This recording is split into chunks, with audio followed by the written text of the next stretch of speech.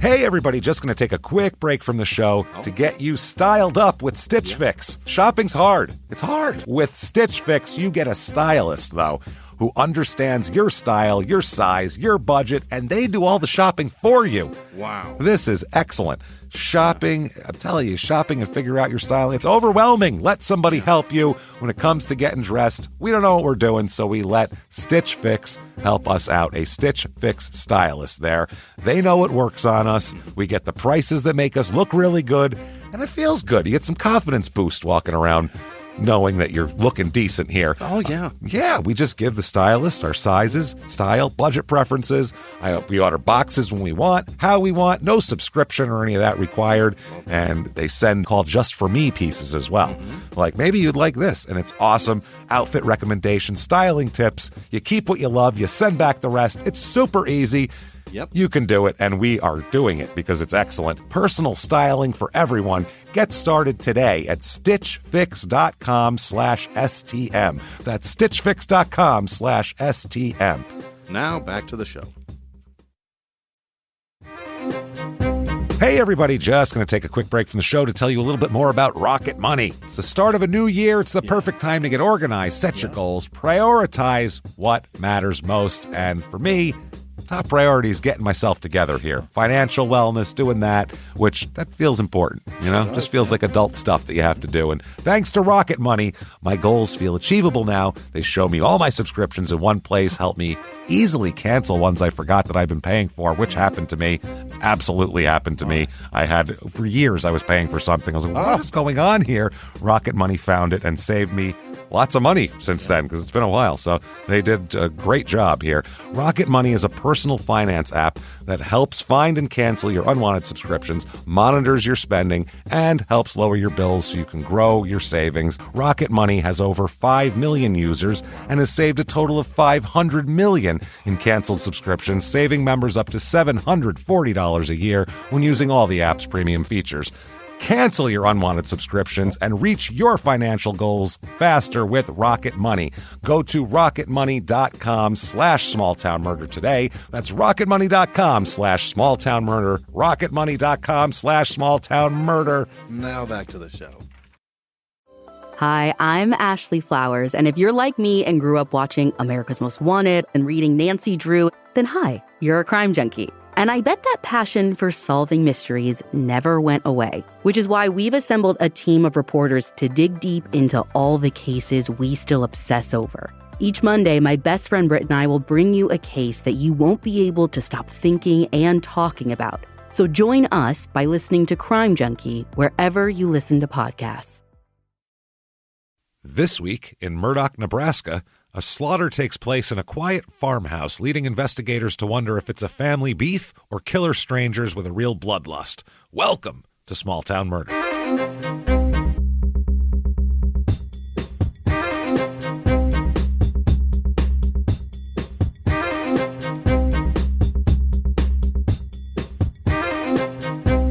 Hello, everybody, and welcome back to Small Town Murder. Yay! Yay indeed, Jimmie. Yay indeed. My name is James Pietragallo. I'm here with my co-host. I'm Jimmie Whisman. Thank you, folks, so much for joining us. An enormous amount, because we have a wild, crazy show for you today, as usual, and just some wild stuff, so we'll get right to it right after some house cleaning here. Head over to shutupandgivememurder.com. Why? Tickets to live shows. Also, merch. New shirts are up, too. There's new stuff up that are pretty cool. They're funny. So check those out. But tickets to live shows on sale. A lot of them are getting sold out. Minneapolis, I think, just sold out. San Diego's almost there. Salt Lake just added added more to that. Denver's almost sold out. Boston is sold out. So get your tickets right now. Chicago, Dallas, you name it. Philly, all over the place. Get your damn tickets. Charlotte and Salt Lake. More tickets available. So go there, Salt Lake, and do that. So shutupandgivememurder.com is where you get those. And also get your tickets for the virtual live show, 420, April 20th.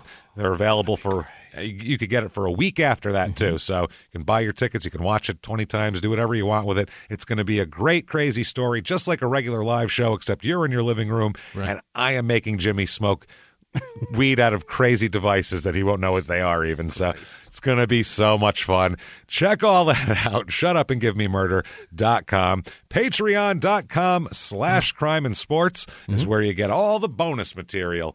Everything. For anybody $5 or above, you get over 150 bonus episodes to binge on, the back ones, and every other week you get 2 new ones. Right. One crime and sports, one small town murder, and you get access to it all.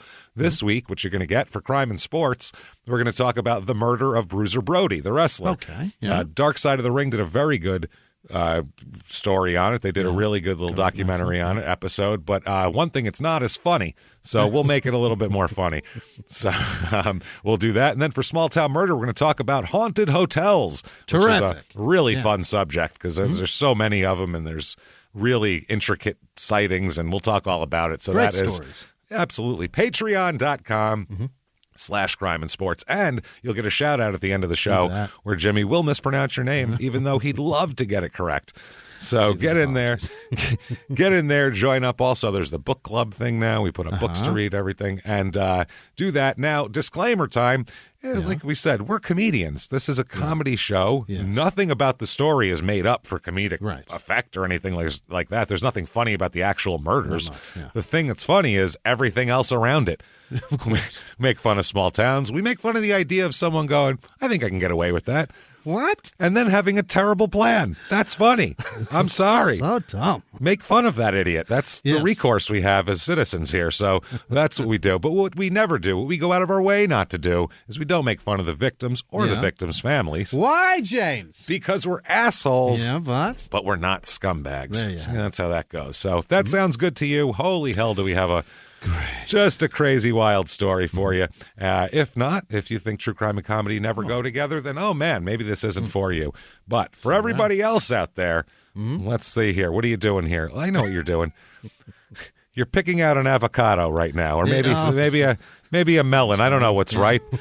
You're knocking on the melon. You're knocking on it. Knock on it. Put it up to your ear. Listen. Then, when you make sure someone's looking at you, after you knock on it and listen to it, look at it like it's a person. Look deep into its melon eyes, and you shout, "Shut up!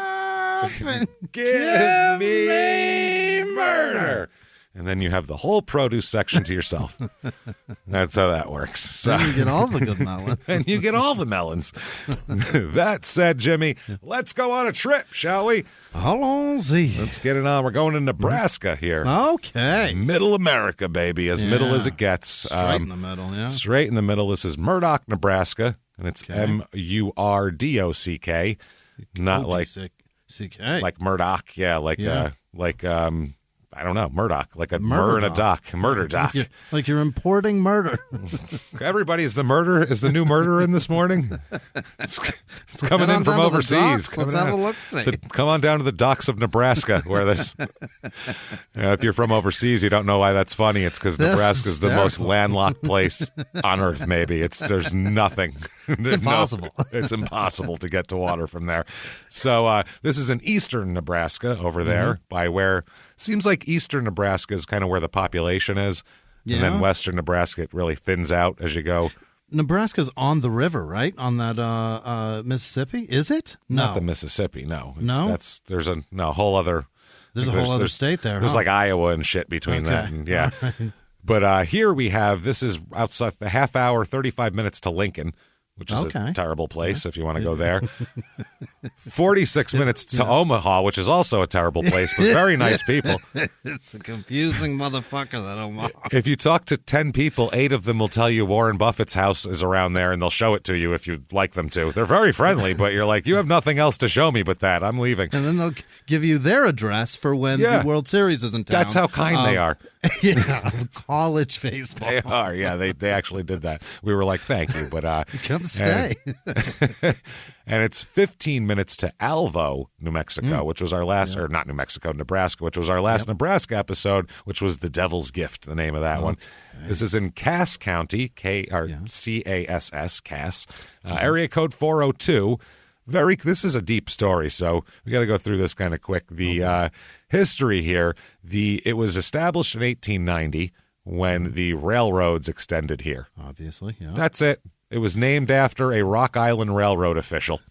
Oh. So not a lot of organic history of people started a town and then, it got bad. They got a newspaper and this time some churches opened up. No, not like that. They just said, this is a good place where we're load and unload shit.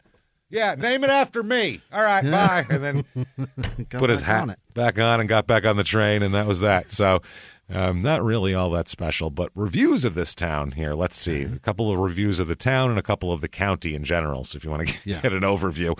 Reviews, here's 4 stars.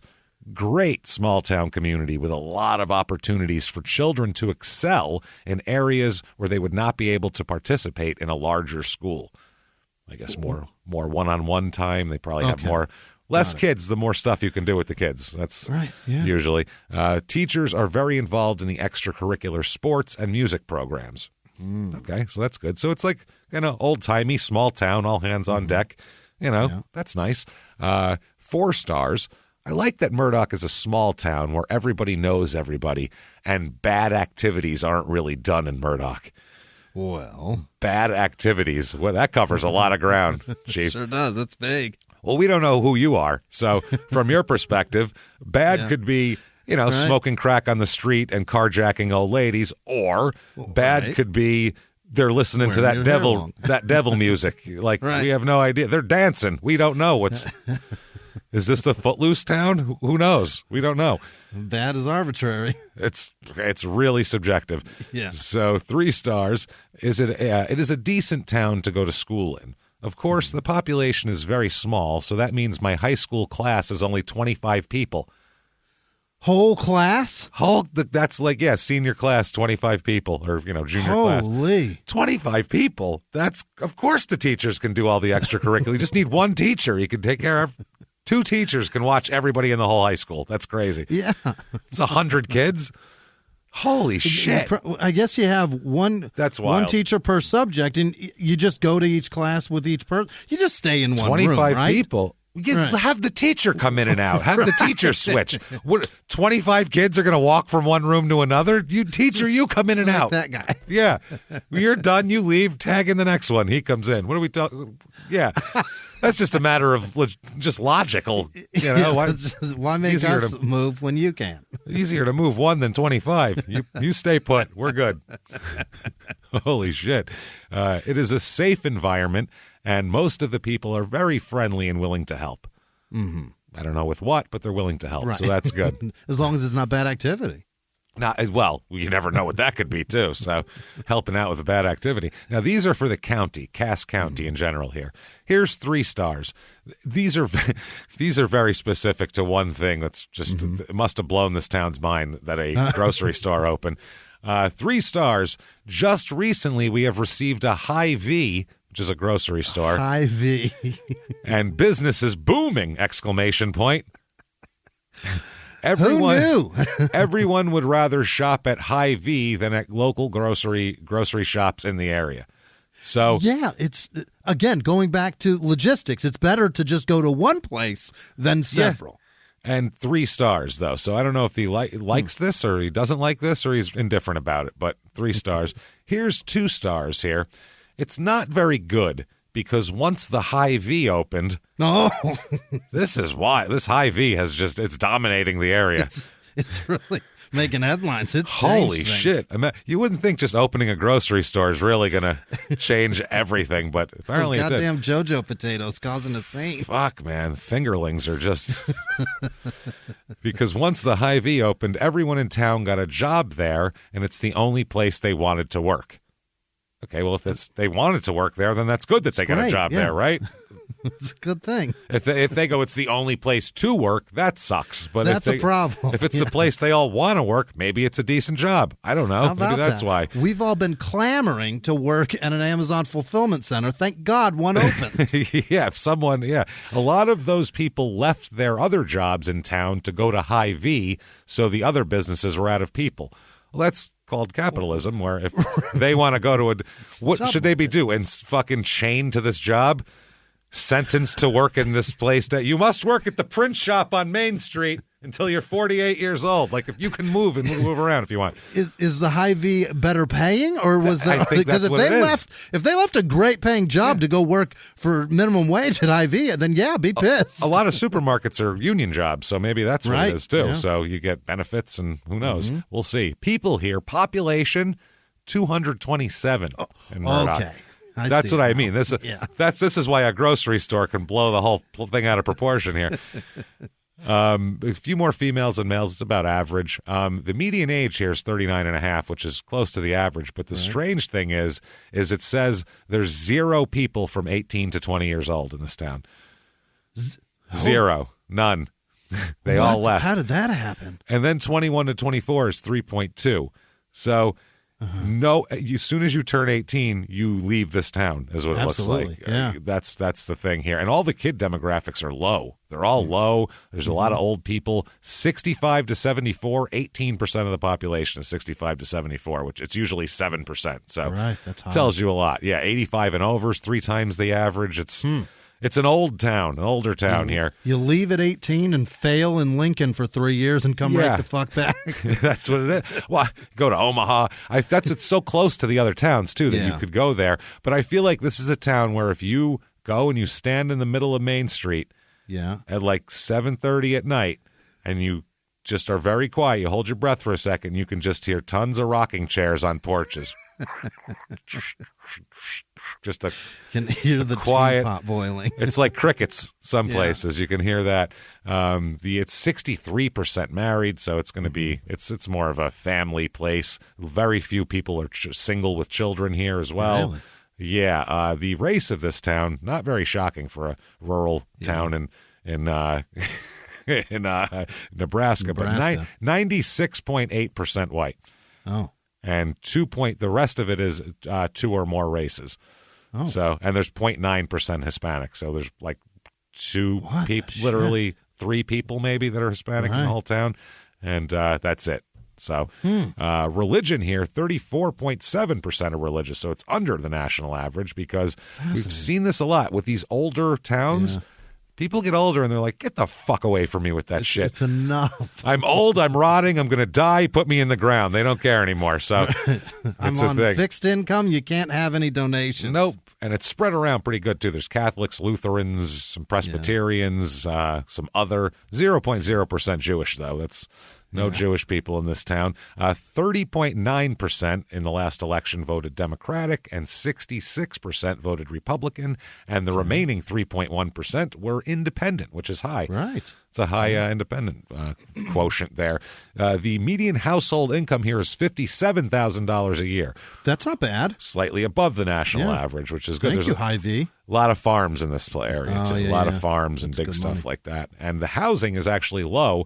Median home cost here, $322,000. So it's actually not that bad compared to some of and that's because they're large properties. Acreage is what a lot of these properties are. There's not a lot of half an acre, 3-bedroom, 2-bath, 1,500 square foot houses here. So that said, if we've convinced you, damn it, you have some corn to grow and some wheat to eat. We have for you the Murdock, Nebraska Real Estate Report.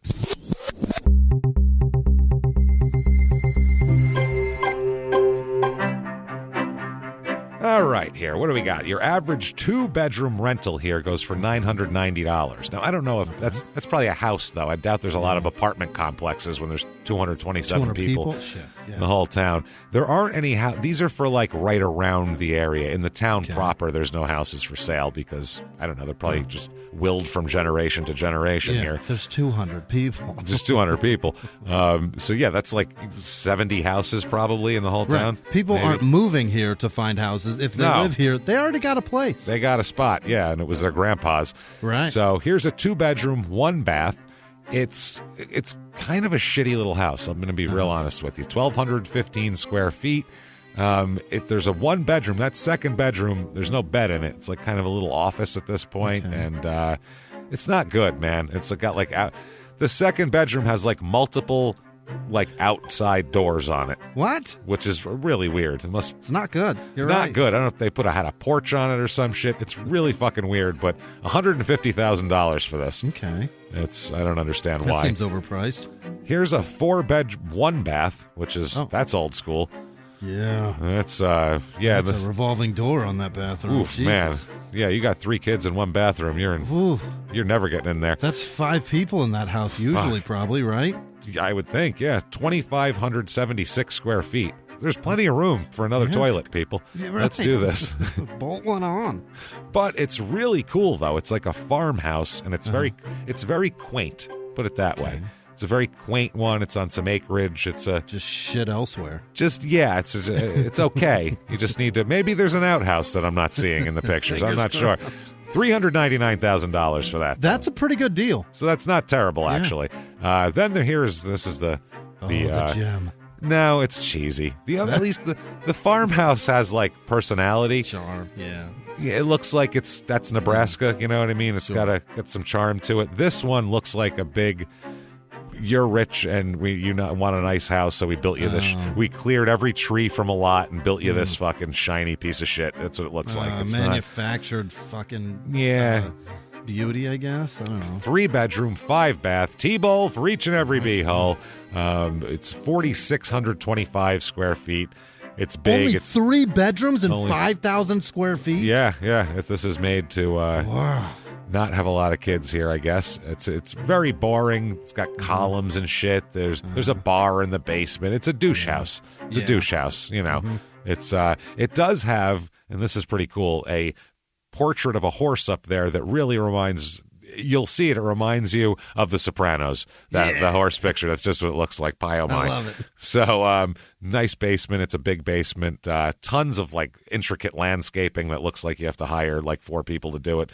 Pain in the ass. Manufactured fucking, you've achieved something. Yeah, $900,000 for this. That's a lot. Yeah, and it's not worth it. Fuck that place.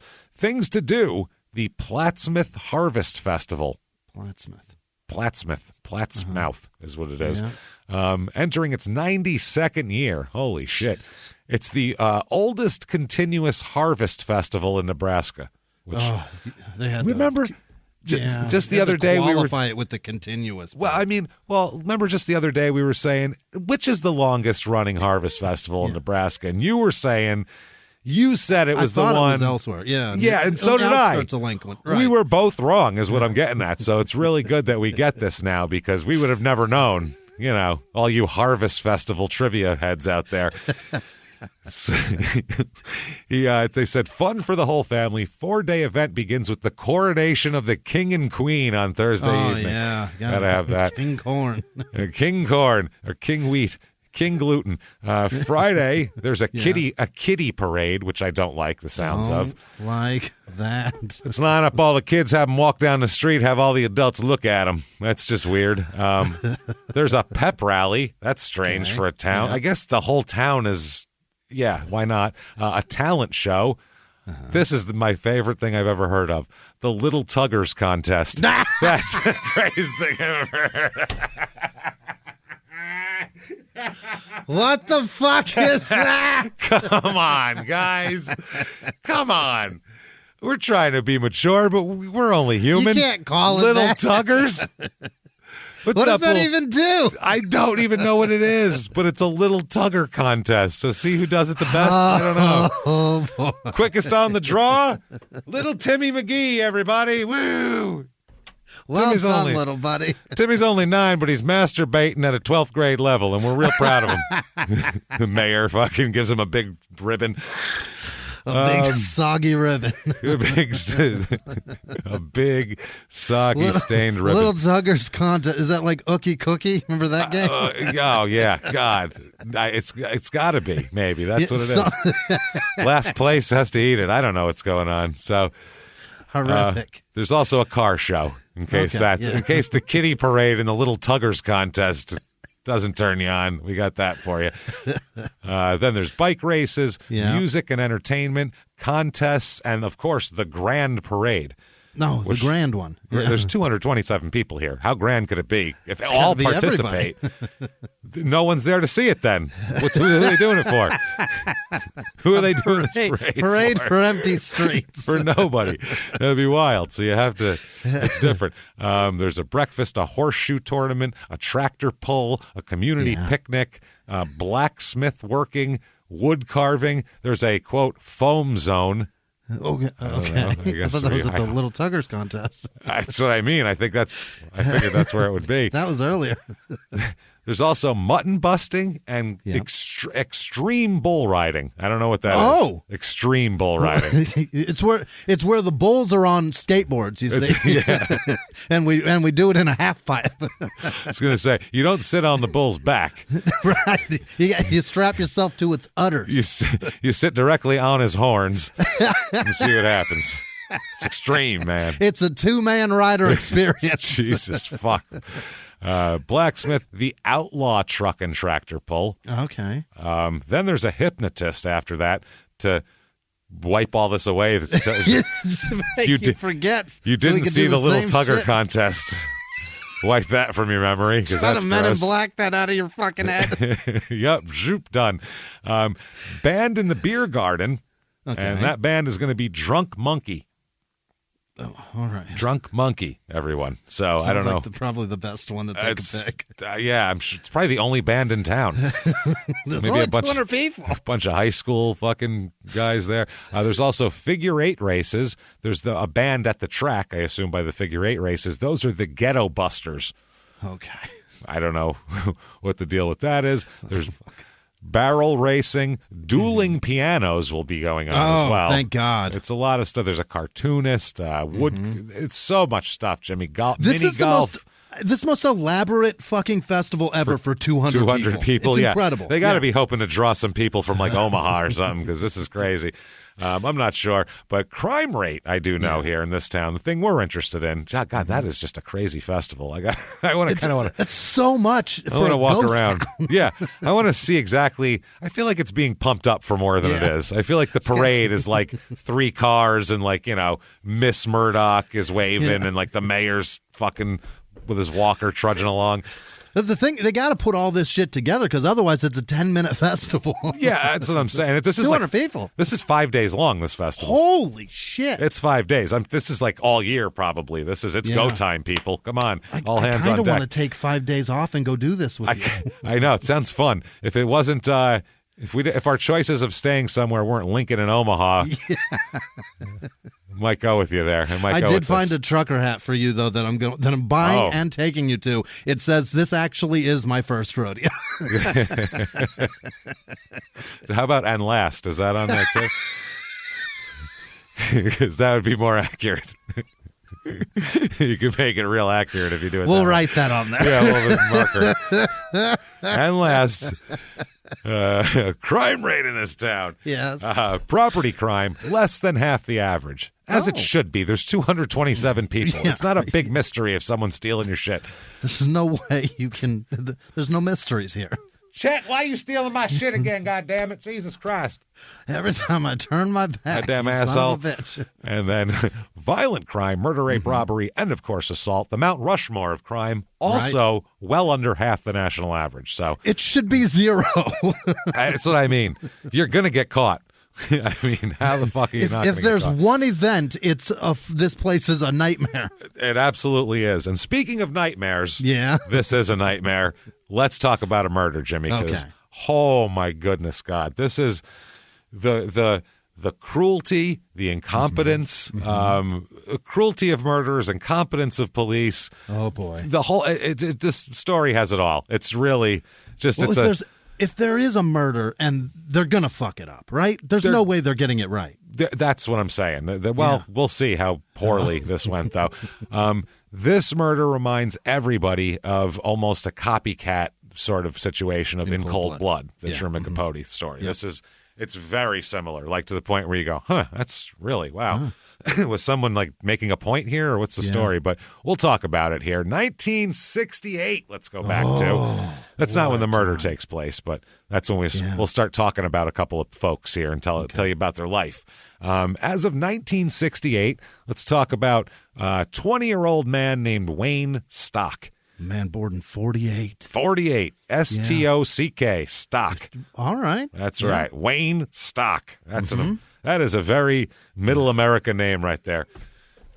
Name's Wayne. There's no way to fuck that one up. Nope. Name's Wayne. Wayne Stock. It's just boom. He meets a woman here when he's 20, or he knows her for a while, but he gets married in 1968 to a nice young lady named Charmin Linda Drake at the time. She'll be Charmin Stock after a while when they get married.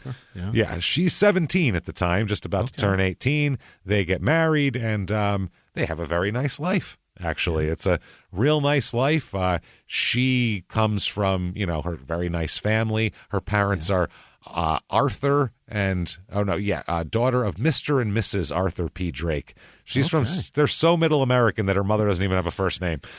That's how middle of the country they are. And he fucking uses that middle initial. You betcha. Mrs. That's it right there. Yeah. His parents are Mr. and Mrs. Willard Stock. Yeah. So Wayne Stock from Willard Stock there. Yeah. Willard and his stock. So they're married August 17th, 1968. This is how small the town is. The newspaper has like a full description of the wedding. Yeah. The bride's gown was of white satin, floor length, and accented with lace appliques and seed pearls. They covered the wedding. They got a guy there writing shit down. What are those, seed pearls? Okay. And he had a notebook. Wow. Think about that. That's how little goes on in this town. Yeah. It's just go down. Someone's getting married today, I hear. Go down there and cover it. See if the bride's wearing an ugly dress. If it's pretty, write it down. That's a damn good reason to get married in a small town just for this. Like it's a New York event. It's like a mob boss's kid getting married or something. That's how it's covered. Yeah. She had a white satin train and a crown of seed pearls. Mm-hmm. The flowers were white gladioli. Is that how they're said? Gladiolas? Yeah. And big, I think multiple would be gladioli probably. There you go. Yeah, I think that's why it's gladioli. White gladioli and big yellow mums in a basket at the front of the church. The bride carried a cascade of yellow roses and white carnations. She wore a bracelet once worn by her great-grandmother. Beautiful. So they interviewed her, too, and they were like, what's that bracelet all about? She's like, it was my great-grandmother. She's like, all right, hold on, great-grandmother. Let me ask you about them shoes. Wow. Then after that, they went on a 3-week honeymoon to Tampa. 3 weeks in Tampa. That's if we can survive that, honey, we can do anything together. We're going to be together forever. She came back blonde, bruised, and fucking hates roosters. Fucking goddamn roosters. Why do I have bruises all over my legs, Wayne? Why? Maybe the rooster pecked her. I'm not sure. Hey, everybody, just going to take a quick break from the show to tell you about the safest sponsor ever, Simply Safe. Absolutely. These people will keep you safe. It's amazing. You know that every 26 seconds a burglary takes place in the United States, according to the FBI. That means that by the time this podcast is over, dozens and dozens of homes will have been targeted, ransacked. God knows what happens here. So protect your home before it's too late with Simply Safe proactive security system. Simply Safe helps stop threats before they even have a chance to break in.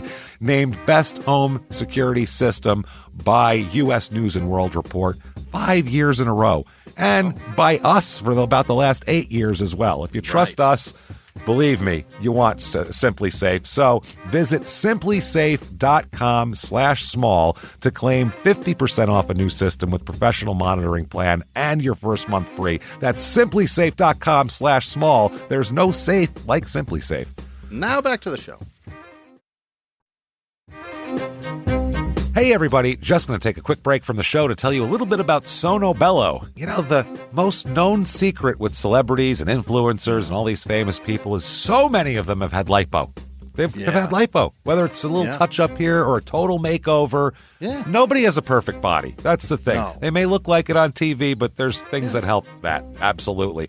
Lipo now has changed, and Sono Bello's been at the forefront with using LAL technology and getting those beautiful and natural outcomes for each person. Looking real natural. Our friends at Sono Bello are offering their best deal. You're now included in their winter savings event, but appointments are limited, so please get on this. Sono Bello doctors are masters in micro laser fat removal, a brilliant technique that removes stubborn fat permanently wherever your problem areas are. Tummy, love handles, thighs, arms, it's gone in one comfortable visit. Eating healthy and workouts are great. Keep doing that, but if you want to lose that stubborn fat in one visit, check out Sono Bello. Save big during their winter savings event. Schedule your free consultation now at sonobello.com/smalltownmurder. That's sonobello.com/smalltownmurder. Now back to the show.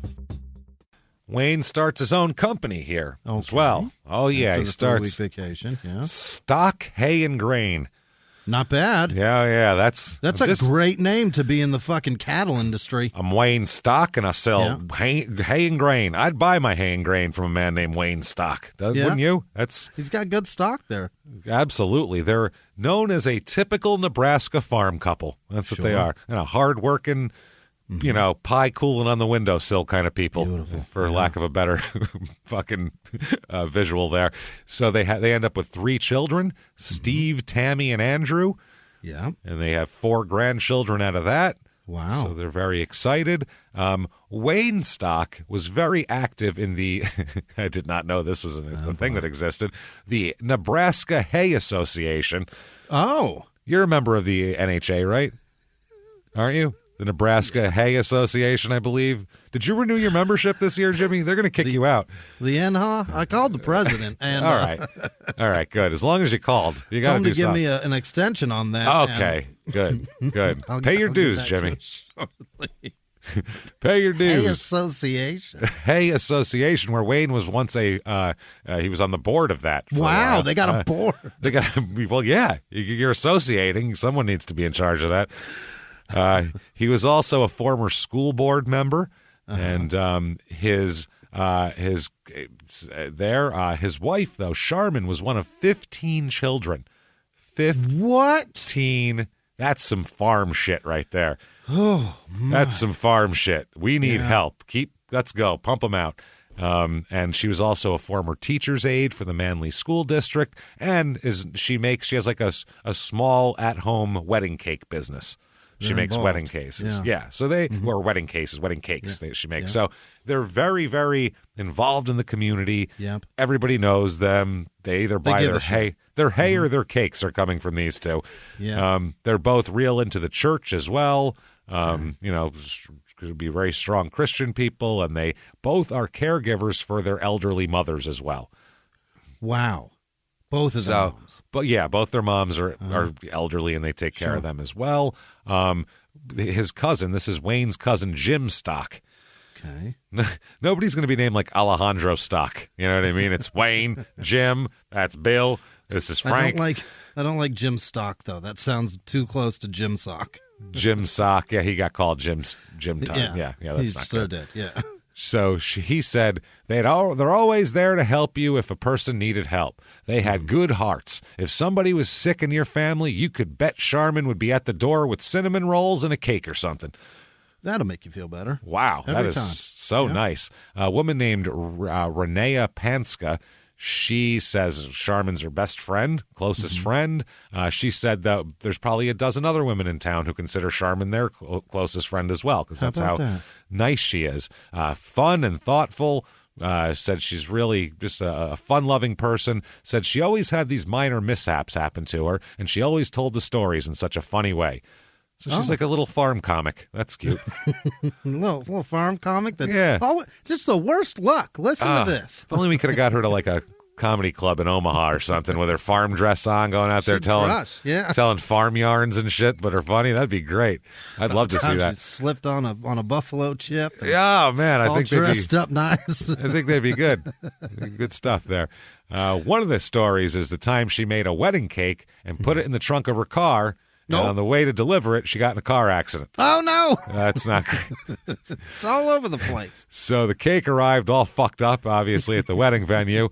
Yeah. And her friend said she's able to pull it together and make it look nice. She could just see how things are supposed to look.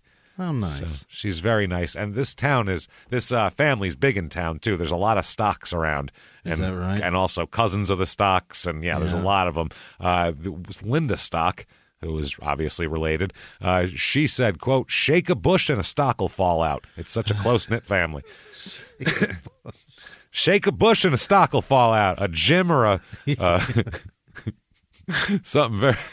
There's a Tony around here somewhere. Somewhere, probably not a lot of Tonys in here, actually. Yeah, I think there's not an Anthony. You don't think? Hey, Anthony, where's Anthony? Yeah, Anthony. There's definitely a Bill Stock. What's he doing? He said he was going to get an eggplant parmesan. What was that? 20 fucking minutes. Get the fuck out of here. That place is fast. Let's see a lot of that. Anthony. Calling across the farm. You don't hear a lot of that out the back door of the farmhouse. Anthony! Anthony! This doesn't happen as often as you hear Wayne. Seems more common. So they're upstanding people as you get. I mean, when you talk about middle of the road, nice. And so nice. Yeah. Salt of the earth. This is So they give a shit. Exactly. So April 16th, 2006, we're going to fast forward to. My Christ. So they have grandchildren. They've been married 38 years. Yeah. Grandchildren, 3 kids, successful hay business that now Andrew, their youngest son, He's involved in that. It's him and his dad's been trying to tell him, hey, you got to learn how to keep the books here because it's going to be your business someday. Right. I'm not going to be selling hay forever here. Right. What do you think I am? I mean, Christ. I'm trying to build a nest of hay that I can lay in. A nice hay nest that I can feather my hay nest. Yeah. There we go. So April 16th, 2006 is Easter Sunday. Beautiful. It's so weird that Easter's coming up right now. It is. Yeah. Not thought of at all in the episode, just happens to work out that way sometimes. So Easter Sunday, and the Stocks here, they hold an Easter get-together for the family at the farmhouse. I don't know. Apparently there's a bunch of people there. This includes cousins and nephews, and it's a gathering. The Stocks. Yeah. The Stocks, all the good stock is there. So it's a big party. It ends about 10 p.m. At the party is, like I said, a ton of people, including a nephew of theirs, because there's kind of a little bit of a kerfluffle at the party about this nephew is kind of upset, and they're upset with him. And so this doesn't seem like a family where a lot of drama occurs. You're probably right. Yeah, they probably all get along. They're all helping each other, so it's hard to... Yeah. Well, they're just not. I don't feel like these farm people. I feel like there's short arguments that are of few words. These are Wayne sounds like a man that doesn't mince words, and probably fixes whatever the situation is pretty quick. Yeah. Now listen, I got to talk to you about what you're doing. I don't appreciate it. And I'd like you to stop. I'd like you to stop. That's it. And you go, all right there, Wayne, I apologize. And he goes, well, just come on now. Don't let it happen again now. All right. And that's it. And move on. Yeah. We turn it away and they go, Andy, we're going to talk to you. So at the party is one of the nephews here. He's 28 years old. His name is Matt Livers. Livers. Yeah.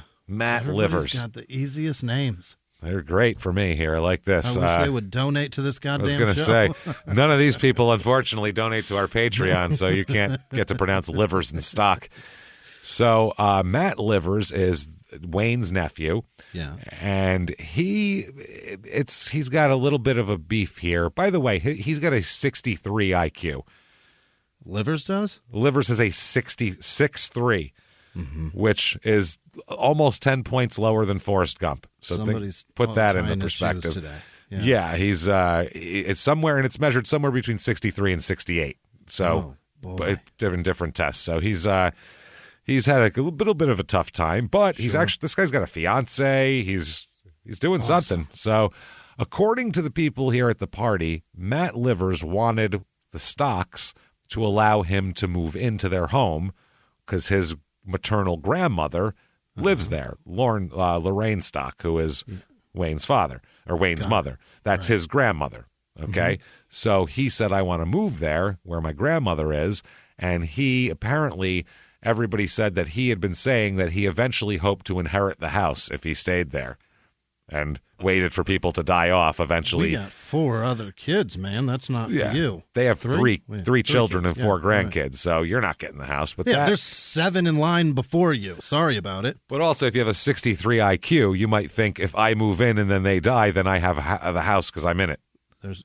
You might not think of. Right. I don't know if you know about. Well, actually, how the inheritance goes. We're going to talk to the lawyer and get into some real. You just go. Well, I'm here and they're not, so it's mine. I guess it's my house now. So Wayne and other relatives here were not into this, though. They weren't cool with this, and they were like, "No, you're not moving into the house, Matt.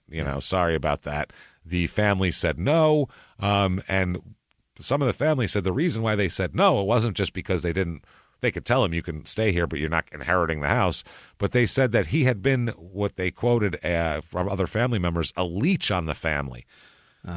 He'd been a leech, and they didn't want him living with his grandmother because he kind of stressed her out.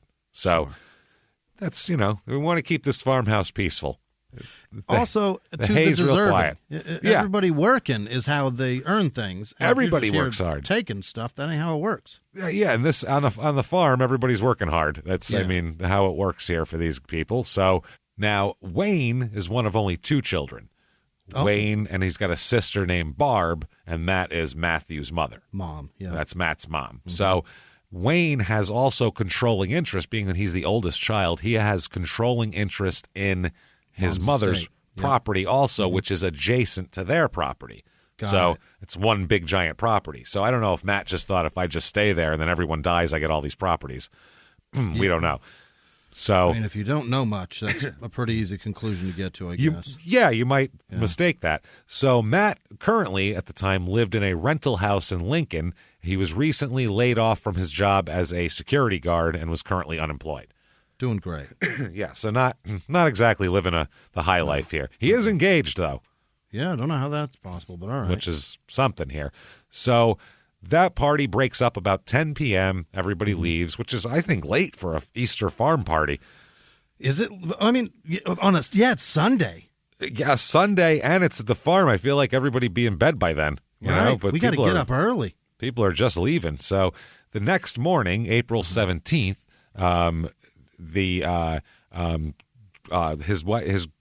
his mother-in-law, Wayne's mother-in-law, Gwen Drake, she calls Andy Stock, their son, Wayne's son, and tells him that Charmin hasn't been at her house yet. She's supposed to come over because she comes over to take care of her. She gives her food and does all that shit. So she said, "Hey, where's your mother? I'm waiting on stuff here." And so Andy goes, "I don't know. I haven't heard anything. I'm doing hay stuff. I have no idea." This hay keeps you pretty busy. Yesterday we were up till 10 p.m. So maybe that's what it is. Yeah. So he said, "I'll go over there and check on him. I'll find out what's going on here." So he goes over and he walks in the house and he goes over. Andy goes to Wayne's house, Wayne and Charmin's house, and he walks in and notices that things are a bit amiss. Something doesn't feel right in the house. And then he walks upstairs to his parents' bedroom, and he finds out exactly what's wrong in the house. And it is absolutely horrific up there. I mean, you want to talk about a bloody scene. Really? It looks like if somebody, cut somebody open to, bleed them like somebody would a deer, but instead held them by the ankles and just spun around in a circle. And that's what this place looks like. There's matter all over the walls. It is horrific. They decide, Andy runs out, calls the cops, obviously. Yeah. So they decide that these murders, they're both murdered here, Wayne and Charmin. Really? Absolutely. Were committed with more than one shotgun. Think about that. Multiple shotgun attack here. They've been shot at close range. Both of them shot in the eye, by the way. Oh, my. Which a shotgun at close range in the eye, I don't know if you know what that'll do to your head, but it'll put it all over the wall is basically what that is. So I mean, even if it's shot or if it's a slug, it's going to pull things apart, man. Either way, it's going to be absolutely horrible. the blood was just everywhere. I mean, they said the scene was just you couldn't even. In a horror movie, you'd go, Jesus, all right, that's overkill. You know, that's how much it was. Where you'd go, clean some of this up, take it down a notch. It looks like that's what it is. They decide, this is quite the medical examiner time frame here, that the couple was shot sometime between 10:15 Sunday, because everybody left at 10. Yeah. Sometime between 10:15 and 9 a.m. Monday. When Andy showed up. When was the last time of the scene? When did he find him? Sometime in there. Sometime in there. Great. That narrows it down to, well 11 done, hours. Terrific. Good job. So, both shot in the head and body with 2 different shotguns. Headshots were close range. Apparently, from the looks of it, Wayne Stock attempted to confront whoever came in. He's more than one intruder if there's more than one shotgun. Most people can't wield 2 shotguns. That's and you certainly can't fire them. No, 2 at a time. Even if you're strong farm stock, that's going to be tough to do that. Yeah. So apparently there a shot. They imagine this is the first shot because why would you do this after the person was pretty much headless? He was shot in the knee with the shotgun, which is extremely painful. That's terrible. There appeared to be some kind of struggle, because by the way everything works out, between Wayne and this intruder. Now, apparently, this is what the cops imagine here when they're putting it together, the crime scene investigators, that it seems like possibly while there was a struggle going on over here, intruder B comes over and fires into Wayne. Oh, Jesus. And, makes it an unfair fight. 410 shotgun it is, they're talking, in the direction of Wayne. And then they believe possibly the first intruder, because it was that shotgun, shot Wayne in the back of the head, killing them. Then they turn their attention to Charmin. Oh, Jesus. Who was sitting in bed and shot her in the face, right in the eye, close range. Lord. With a shotgun. So to walk in and find your parents in this state is... That's horrific, man. Wow. I mean, these are mild-mannered hay people. This isn't like, this isn't The Wire where they're expecting to find, their friend splayed out on a car hood with cigarette burns in his face because he was keeping the guy who robbed the drug dealer's location a secret. Like, that wasn't, nobody goes... Andy wouldn't walk into that room, see that, and go, that's all in the game. Like, that's not how this shit works. This isn't supposed to happen on a farm. The Dell up the stairs. Yeah. Hey, shit, I'm the farmer. Fuck, I better run. So they said that the police said whoever was involved in this appeared to have known not only the layout of the house, but possibly the Stock family's activity patterns, such as what time they go to sleep and that sort of thing. Mm-hmm. So they think this is an inside job, is what what room they would be in, right? Yeah, it's kind of whoever did this would know their patterns. Wink, wink. Someone in their family probably. So they said they concluded that 2 people were involved, though, because of the 2 different types of shotgun ammunition on the scene. Yeah. So immediately, as you can imagine, in a town this small.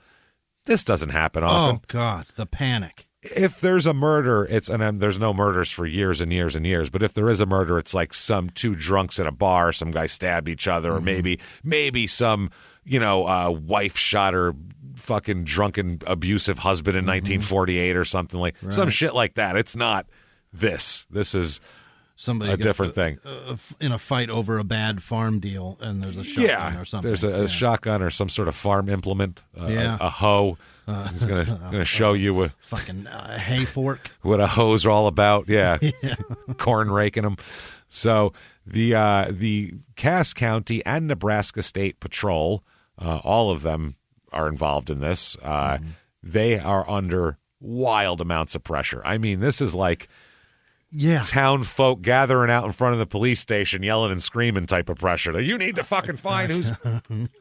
None of us can sleep because this is even in 2006. Nobody locked their doors in this town. This is this is a 227 people in the farms, and I mean it was that type of thing. So they're like, we are freaking the fuck out. And center of the country, landlocked. There are no foreign fucking issues here for sure. This is going to be a panic of something inside. I doubt it's like a ISIS attack or like You're not worried 2006. Where's Bin Laden? We haven't found him yet. We think we know where he is. He's in Nebraska. So in the newspaper, the Lincoln Star-Journal, too, not like the little town newspaper, huge headline, family mourns the loss of 2 pillars of the Murdock community found shot in their home. And listen to this. I mean, this will give you, the newspaper coverage really gives you an idea of like how the feeling of what was going on around there. Yeah. It says, a rural Cass County community reeled with grief and anger Tuesday while homicide investigators continue to probe into the lives of the well-known Murdock family. Little additional information was released Tuesday about the shooting deaths of Wayne and Sharman, found Monday morning at their home about 2 miles west of Murdock. The couple was shot sometime between 10:15 and 9 a.m. Cass County Sheriff Bill Bruggerman said evidence suggests the couple was awakened by the perpetrator. Both were found dead on the floor in an upstairs bedroom of their home. He said Wayne Stock was seen first, and rescue squads found Sharman Stock was on the floor behind the bed. Oh, dear Lord, she was hiding. She's hiding, yeah. So they knew that she was there. Yeah. That's what that tells you. The sheriff said he didn't think the deaths were work of a transient. Okay. So he's saying this isn't a passerby. This isn't a hitchhiker. He said, I don't think it was somebody running around killing people. We have no reason to believe that at this time. So they said they're interviewing anyone who might have been in the area, which includes probably all 200 people in town. Yeah. Because they interview sometimes for a really big homicide case. They interview 500 people for that. So you could interview everyone in town. They said, including farmers, neighbors, a newspaper boy, everybody. No signs of forced entry, they said. And they said it's common for in these rural places to not lock their doors. And he said it's unknown if anything's been taken from the home. They said, we're looking for anything, tips, leads from citizens. Please just give us anything. We need help. Help us. Sheriff Bruggerman? Bruggerman, yeah. Well, Sheriff Bruggerman. It is. Sheriff Bill Bruggerman. It's alliterative, too. Jesus Christ. Yeah. So, Unfortunate. Bruce Stock, Wayne's cousin Bruce Stock. Yeah. 1-syllable names, everybody. Jim, Wayne, Bruce. 1. Said a lot of friends and family are gathering for support, and he said it's pretty surreal to say the least. And then Jim Stock says, I think everyone's holding up pretty well. It's just something you don't expect in a small town like this in Nebraska. No doubt. That's the whole idea. They said the community has no idea why somebody would commit such a heinous act, and they said it's Bruce Stock even brings up In Cold Blood, actually, the Truman Capote book. Yeah. He brings it up, and he goes, that's exactly what it's like. It's far too similar. Yep. And he said, and then Jim Stock said, we're hoping they catch whoever did it. Yeah. There you go. Understatement of the year, I would say. Now, they have no real motive here or anything like that. They process the crime scene, and when they do, they get a couple of leads here, a couple of pieces of what could be evidence, including something they don't believe probably belonged to Wayne and Sharman Stock, a red and silver colored fucking bowl, a weed pipe. Oh. So unless Wayne was, popping a little weed pipe in there and nobody was looking, which I doubt. Smoking on hay while he's growing That's that hay. right. Just hanging out of his mouth like a Sherlock Holmes. Also, a silver-colored LED flashlight and a ring. Oh. And on this ring, there's an inscription. Uh-oh. There's always a fucking inscription. Always stop inscripting things. Love always, Corey with a C, C-O-R-I, Corey and Ryan. And it says that none of these items, according to the family, belong to Wayne and Sharman Stock. Mm-hmm. I mean, maybe the flashlight, but definitely not the other two things. And you got a Corey, and then you make it even more significant with fucking Ryan? Yeah, with Ryan. So Corey and Ryan. Love always, Corey and Ryan. So now we have two names to look for and go on anyway, and something there. So they look around, and they're trying to figure out if maybe they can get any biological material for DNA analysis off of that. Because nowadays they do touch DNA, so you don't need blood or hair, whole hair. Yeah. A ring's a good one. It sits on your finger for a while. That hugs you, yeah. So they transmit these items to the sheriff's office. They don't immediately process them for DNA, though, for some reason. I don't know why. People are losing their motherfucking minds in this town. As each day goes by, it gets crazy. The sheriff is literally going to the newspaper telling people, assuring them that they're safe, but to take precautions. I mean, people, the whole town shuts down. And you can't tell me you're safe, but take precautions. That tells me I'm not fucking safe. I'm not safe. Yeah, and they said now everybody leaves their outside lights on all night now, whereas before they never did. Windows locked, deadbolts being bought from the hardware store and all that kind of shit. It's it's like Harry and the Hendersons when everybody's going to buy the rifles. It's that sort of shit. So Bruggerman called for people to remain calm, but take precautions. And, he said, because we don't know who did this or why they do this sort of thing. So until we find out, y'all want to be careful. Yeah. Now, April the 19th, 2 days after the murder, they have a big candlelight vigil at the Ebenezer Methodist Church. April 20th, there's rumors spreading. Here's another problem with the town. Yeah. There's rumors spreading that there's been an arrest. Oh. Okay? So a news truck and a camera crew from Omaha show up, and they have a big deal, and they show up, and they're like, let's see it. Where's the arrest here? And they're like, the hell are you talking about? What arrest? No arrests have been made. So they pack up their truck right back to Omaha. Well, nothing else of any noteworthiness in this town. No, we said the sheriff needs rest. Yeah. So the day after the murders, the county and state patrol people here, they interview a paper carrier, a paper boy, who reported that he saw a light brown or tan 4-door mid-sized late model sedan with a flat tail lens. Flat. What is that? Maybe it's got tape over it, like people put red tape or something. A flat oh, no, maybe it's not a bulbous one. I don't know. Whatever. Flat tail lens, parked near a fence between the Stocks property and the adjacent cemetery. There's a cemetery on the other side. Maybe like a Honda Accord, you know what I mean? How's flat? So, yeah, maybe. Something like, I'm not sure here. He said it's a late model, so somewhere around that era. They also said that the car the paperboy said the car passed him at a high rate of speed in the vicinity of the home. The paperboy didn't say that.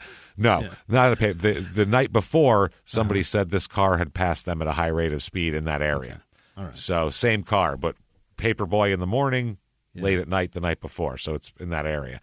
So they determined that I guess because it's a small town, they figure out that this car must be a 1998 Ford Contour that they know somebody in town has. Okay, so I see. Straight across. Oh, one of those. Yeah. I know what it looks like. I know too now. It's the long tail light that's flat. Yeah. Flat. Yep. Good way to describe it, and it's confusing. Mm-hmm. So apparently there's not a lot of cars in this town that fit the description of light tan or brown with that tail light. Right. So with that many people, you can go look around and go, well, that fits it. That's the only one we can find. So they do. That's what they do. And they find a car belonging to someone named William Sampson. Okay. William Sampson. Willie Samp. Now, he's got a brother named Nicholas Sampson. Okay. And Nicholas Sampson is he is friends with Matt Livers, the nephew. Okay. So they're like, that's interesting. So they get the Will Sampson's consent to search and seize the car. He said, yeah, sure, because I guess his brother had borrowed the car that night from him, so he didn't know. Now, on the evening of the 17th, morning of the 18th, so that's the day of the murders, the day after the murders, for about 4 hours, they bring in Matt Livers, okay? And they talk to him. And they do this interrogation in a patrol car, by the way, which is perfect. Great procedural shit there. They do this in the middle of the night also, 4 hours, terminating the interrogation at 3 a.m. Oh, my God. From 11 to 3 in a car? 3 a.m. in a patrol car with somebody. So, which is not a good setup for an interrogation. Even to get information, it's a terrible setup because you're not even facing them, number one. You get your back to them. You're talking to them through your mirror. Even if you bring him in the front seat, you're still turned in a weird way, and it's very bizarre. So on the morning of the 18th, they get hair and saliva samples and get fingerprints from him and from Sampson and all that shit. So everybody's got it all, and they agree to submit to a polygraph examination as well. Yeah. So they're going to do that. Now, the search of the car, of the Ford Contour here, they thoroughly swabbed inside and out, just looking for any sample of anything. So this is a thorough look over the car, Swabs, all wiped down. And this isn't even by the Cass County thing. This is the Douglas County CSI, which is a bigger county. So they bring in a bigger agency for this because there's a lot of pressure to get this shit solved. The examination yielded no blood evidence, no trace evidence, no other evidence whatsoever to connect this car to the murders. Nothing. You can have your car back. No, they keep it impounded. Oh, okay. Just in case for some reason. But they have no physical evidence in this car that it was connected at all. Nothing. So they hang on to it anyway, though. Okay. They put it in the City of Omaha Vehicle Impound Facility. That's where they take it. That's where it is. Hey, everybody, just going to take a quick break from the show to tell you a little bit more about our stylish friends at Quince. That's right. Let's go elevate your styles, people. Yeah. Get it going, look good out there, and you can do it now without breaking your wallet, without breaking the bank, because at Quince, you can get high-end, versatile pieces at prices we can all actually afford, which is very nice. You want to get good stuff that lasts and it's good, and they have quality stuff that's very affordable, and you can do like we did, upgrading our stuff here, while still being a very reasonable price. Quince only works with factories that use safe, ethical, responsible manufacturing practices, along with premium fabrics and finishes. It's all quality stuff. You're going to love it. Trust us, it looks good. And I've got the leather jacket. It's a very high-quality item. Real nice, soft leather. Yeah. Jimmie's got his linen pants he's rocking. Yeah. They're terrific. Come on, be like us. Be fashionable. Get in there with Quince. Indulge in affordable luxury. Go to quince.com/smalltownmurder for free shipping on your order and 365-day returns. That's QUINCE.com/smalltownmurder to get free shipping and 365-day returns. Quince.com/smalltownmurder. Now back to the show. Hey, everybody, just going to take a quick break from the show to tell you a little bit about a very cool place, Thrive Market. Yes, we are both looking to get into the healthy swing this year. The problem is I don't know what's in everything, and I don't know if even I'm qualified to even read the labels to know if that's good or that's bad. Right. There's chemicals in things, and there's things floating around. I don't know what I'm doing out there. One of my favorite features, and I know you were talking to me about this, is the Healthy Swap Scanner in the Thrive Market app. Yeah, it's simple. You scan any item, and it'll instantly suggest a cleaner, healthier grocery alternative, it's great. Amazing. Yeah. That's great. Thrive Market also takes the guesswork out of finding these safe, healthy foods. For example, like I'm trying to get my protein intake up for energy. I'm always moving around. I need stuff. And I love that you can filter their site by the high protein options. Nice. It's very cool. And you can personalize this portion and you can put filters on it. And get ready. You should be ready for a junk-free start to 2025. Get ready for it and head to thrivemarket.com/smalltownmurder and get 30% off your first order plus a free $60 gift.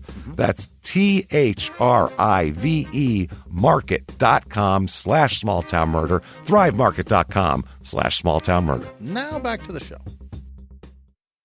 So April 25th, 2006 here. It's not too far now, 9 days after.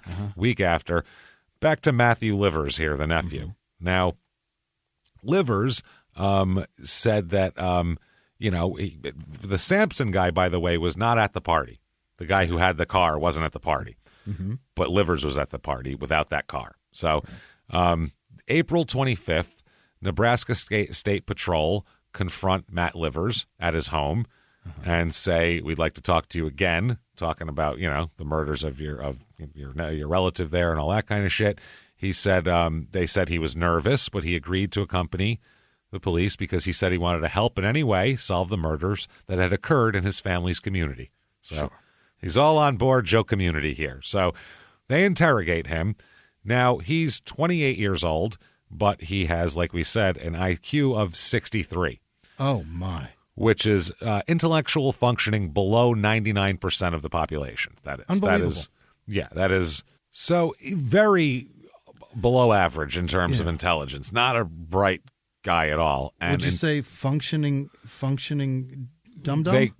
Well, he is called, I don't know, dum-dum is, I guess. He's medically, he's called in court documents mildly retarded. So that would be because IQ-wise, that's what the medical term for it is. Don't fucking blame us. So he's not real bright. And in addition to that, he has no criminal record, never had any exposure to – he's never been, like, interrogated by detectives before or anything like that. He's just kind of an innocent guy in terms of his demeanor and everything. So he is a special education student always throughout school. He also, in school, they had on his records, he suffers from low self-esteem and low confidence and all this type of thing, as one would when your IQ is 63.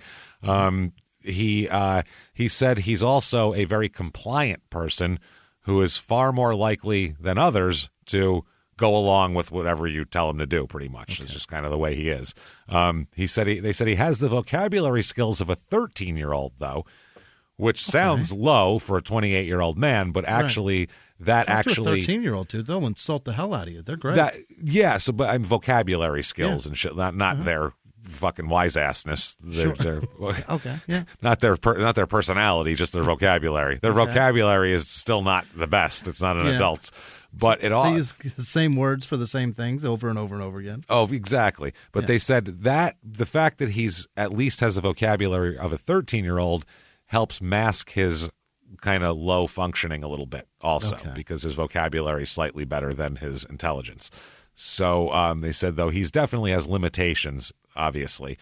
But 13-year-old vocabulary aside, if you're sitting in a close proximity to this person and getting in an in-depth, hours-long interrogation scenario, you're going to notice that this guy is, he's not real.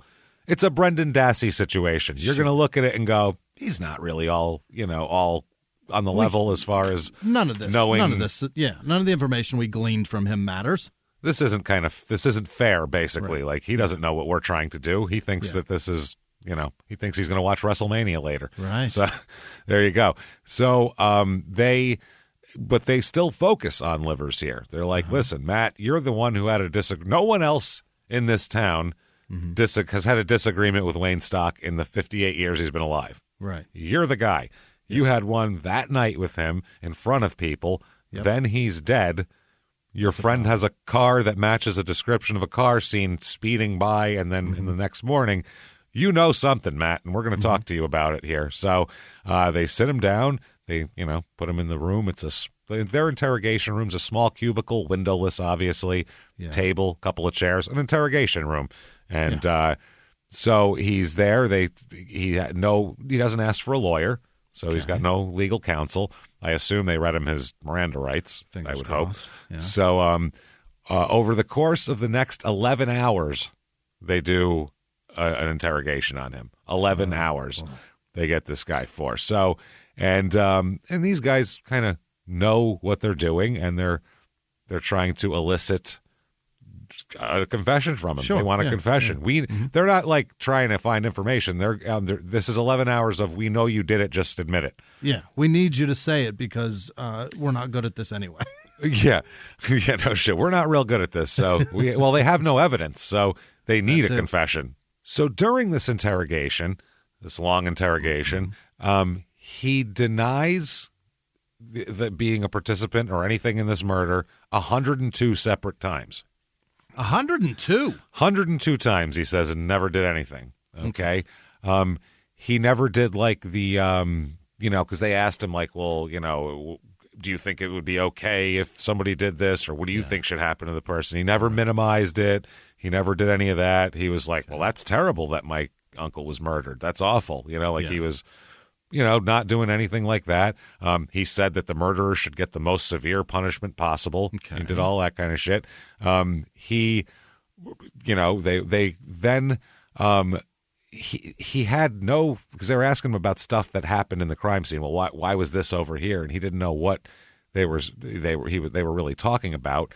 They eventually get him to say that the pipe and the flashlight are his. Oh. They go, just say that's yours. And he goes, yeah, okay, those are mine. He incorrectly describes the color of the bowl. Okay. So incorrectly describes that. Incorrectly describes the color of the flashlight as well. And then they start talking about shotgun shells. They don't get him to say he murdered anybody, but they start talking about shotgun shells, and he describes shotgun shells of a different color than the ones that were used in here. So also they say, how do you think someone would get into the house? And they got in through a window, and he says something else, which isn't the way that is. Right. So he's will admit that stuff is his, but then he doesn't know anything about them. You know what I mean? So that's not great. Also, he told them that he hadn't eaten breakfast or anything before they took him in, and they didn't give him any food or anything for 11 hours, which isn't great. You can't really do that. Then he also said it was cold, and he said, could you turn the heat up, or could I have a blanket or a jacket or something? And they didn't do anything about that. But they do say after 5 hours of this, they go, let's take you down for a polygraph. What do you say? Yeah. Okay. So this is before he's even saying that the weed pipe or anything is his. So they administer the polygraph. He says, okay, he'll do it. They tell him that the polygraph is foolproof, and they also tell him he conclusively failed the polygraph. Okay. And it's perfect. Foolproof. Yeah. You failed it. It's a perfect test, and you failed it, mister. So you are guilty of these murders. Obviously, yeah. So then they became highly aggressive because they're really on him, and that's when he said that, oh, okay, yeah, okay, the weed pipe, yeah, that's mine. Like, I guess maybe if he thought he admitted to that, they'd leave him alone or something. So out of here. Yeah. So they also attempt to. He keeps denying, and they tell him every time he denies it, they'll go, that's just another line of shit, man. Don't give us this shit, Matt. What are you doing? Why are you doing this? They kept telling him that, and they kept telling him, everything you're saying, it's just bullshit. We'll sit here till the end of time because we know you're lying. Okay. So they said you had no choice but to confess to the crime. Then they tell him, as a matter of fact, we just got this paper back from the lab that you won't know how to read because it's, horse shit. It's just numbers on a page, but... It's just code. This paper we got back from the lab said physical evidence connects you to the crime scene, mister. That's right. There's blood that was on your stuff, and oh boy, you're done for now. Now we got physical evidence. They don't have anything, by the way. This is just a bluff. They have nothing. They just have his MySpace code page. That's it. This is just a bluff. But this is legal. It's legal for cops to bluff. Sure. That's because if you get caught bluffing, then they're fucked. Because if you didn't do it. Yeah, that's what I mean. Well, the thing is, if you say, we got your fingerprints all over that place, and the guy knows he wore gloves, he's going to sit back and smile and go, do you now? Right. Huh, that's interesting. Yeah, you can go fuck yourself because you don't have shit and you're lying. So that's one of those. So the police now, they tell him that he's going to receive the death penalty if he doesn't confess.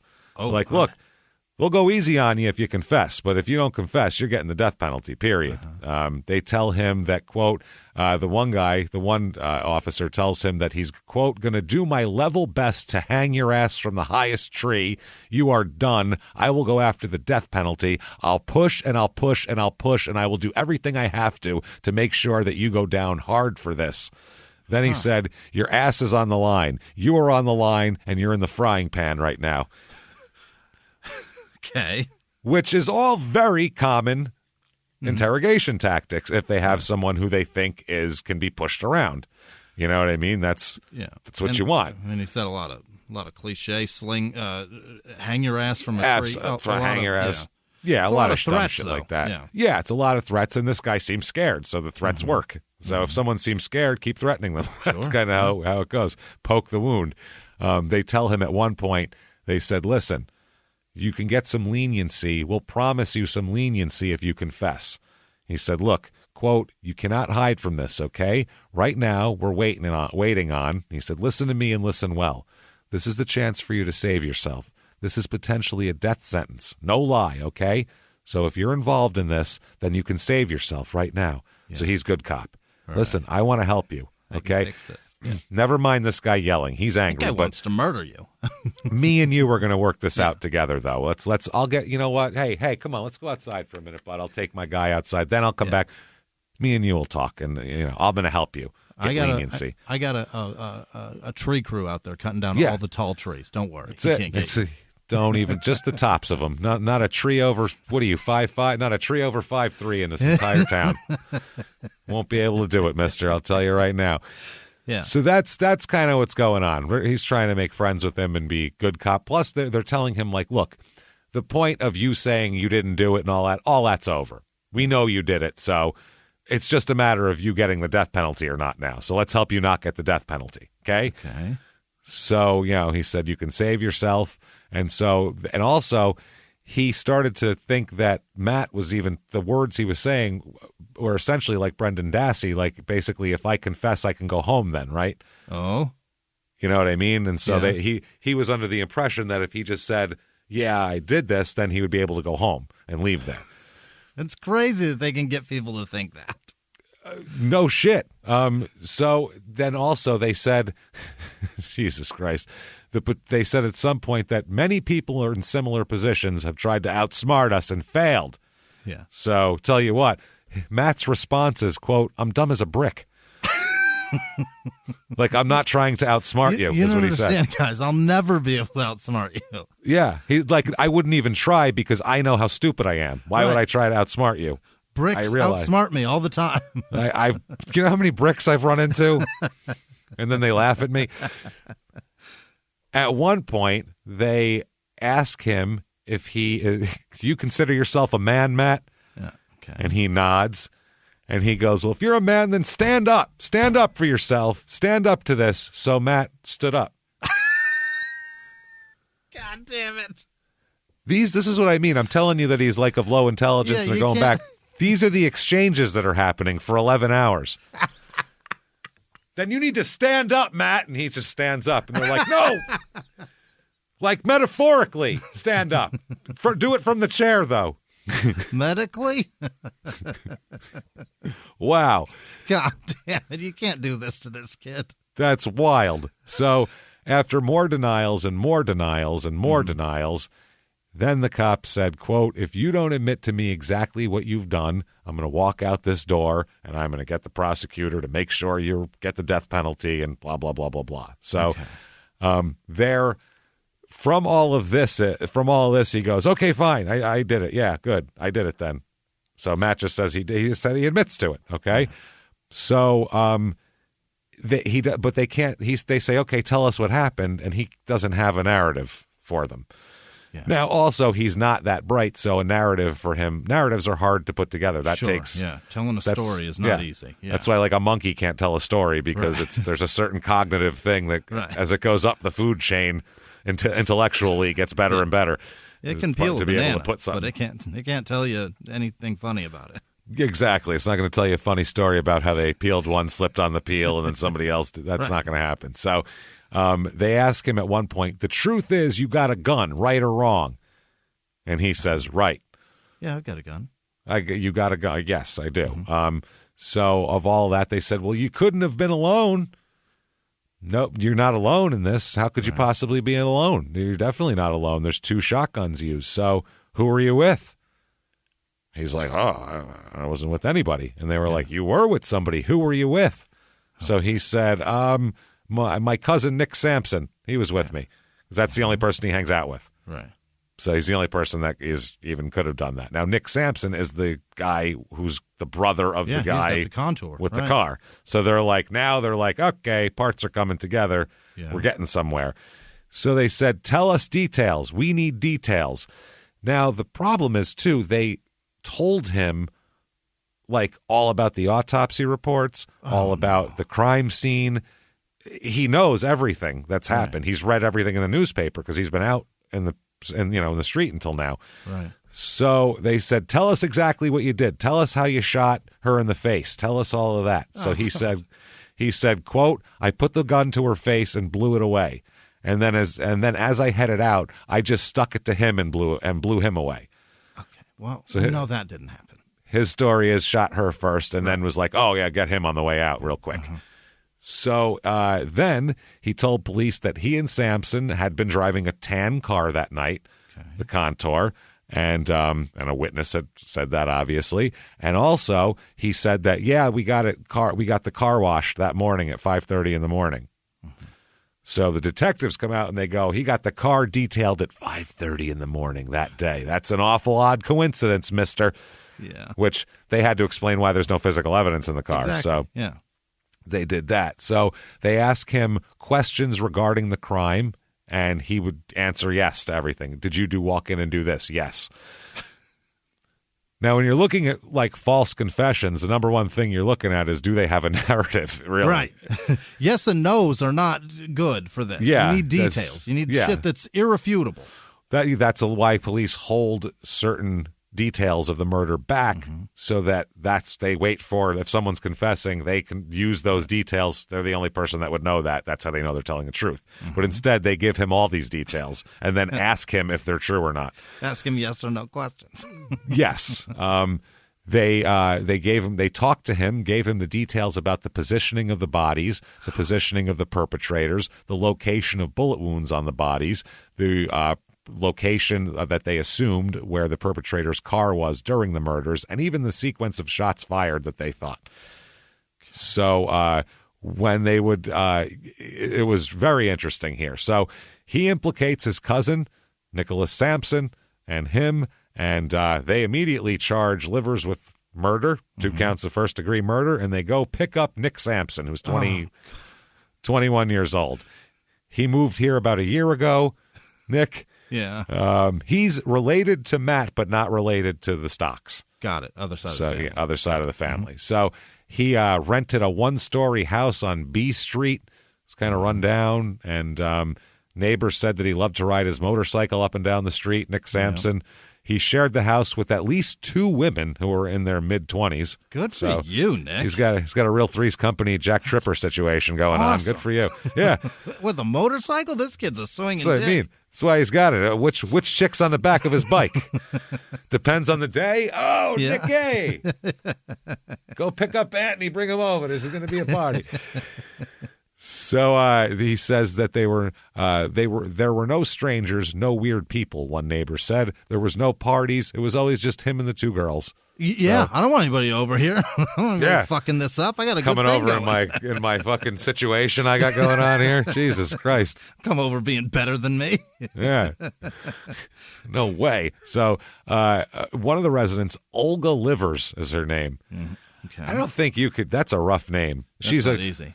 She's an older lady at 2006, so she was named, but Olga Livers is tough. Ugly. Yeah, it's tough. So her son is married to Wayne Stock's sister, Barb. So that's how the Livers kid is in there. So Olga here has she said that Matt's always been a good kid. About Livers, I can't fathom how this happened, she said. Yeah. They were like, they announced, hey, we arrested these kids.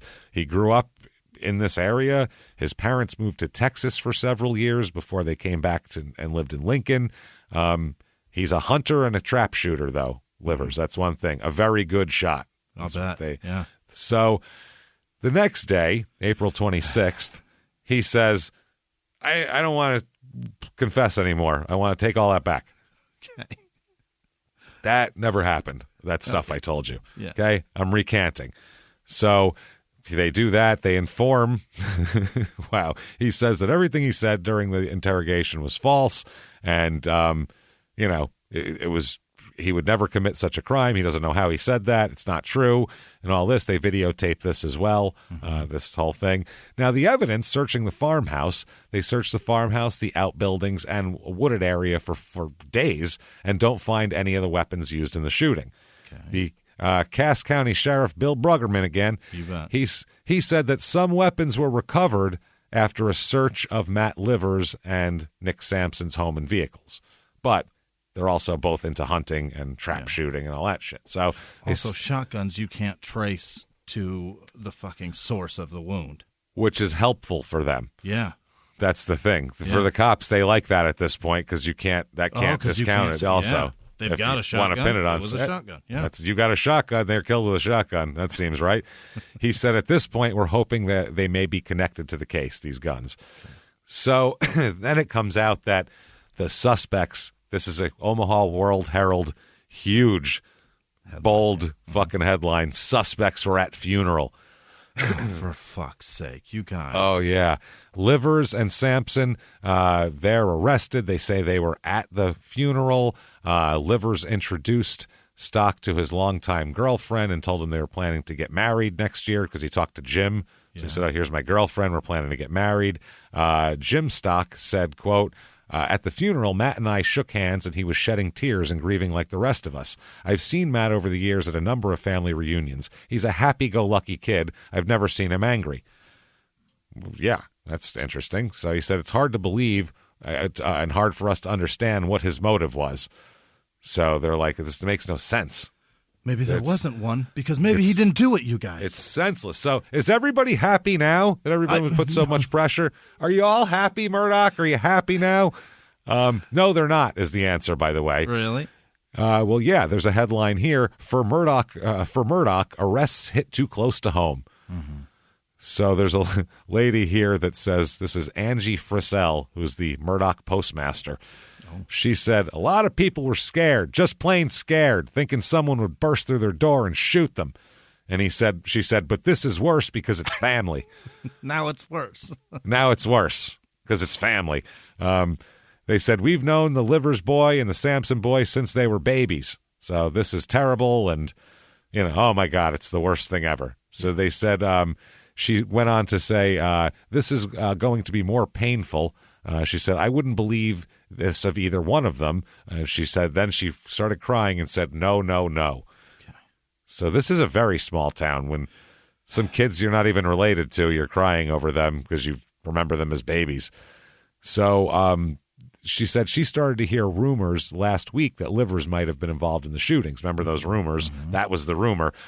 She said, but I didn't believe them. She said it just doesn't fit the boys that she remembers playing in the neighborhood. It just doesn't fit. She said that, Livers always struck her as a kind-hearted, generous kid, nice kid, not that kind of person at all. They said as a teenager, Sampson would often go to the roller skating rink, and the guy who ran it said, at the roller rink, Nick was never a problem. Just a good kid. Not even cutting up at the roller rink. Where you fucking cut up. Where you go to cut up. Yeah, none of that shit. They said that everybody was just, they didn't understand it.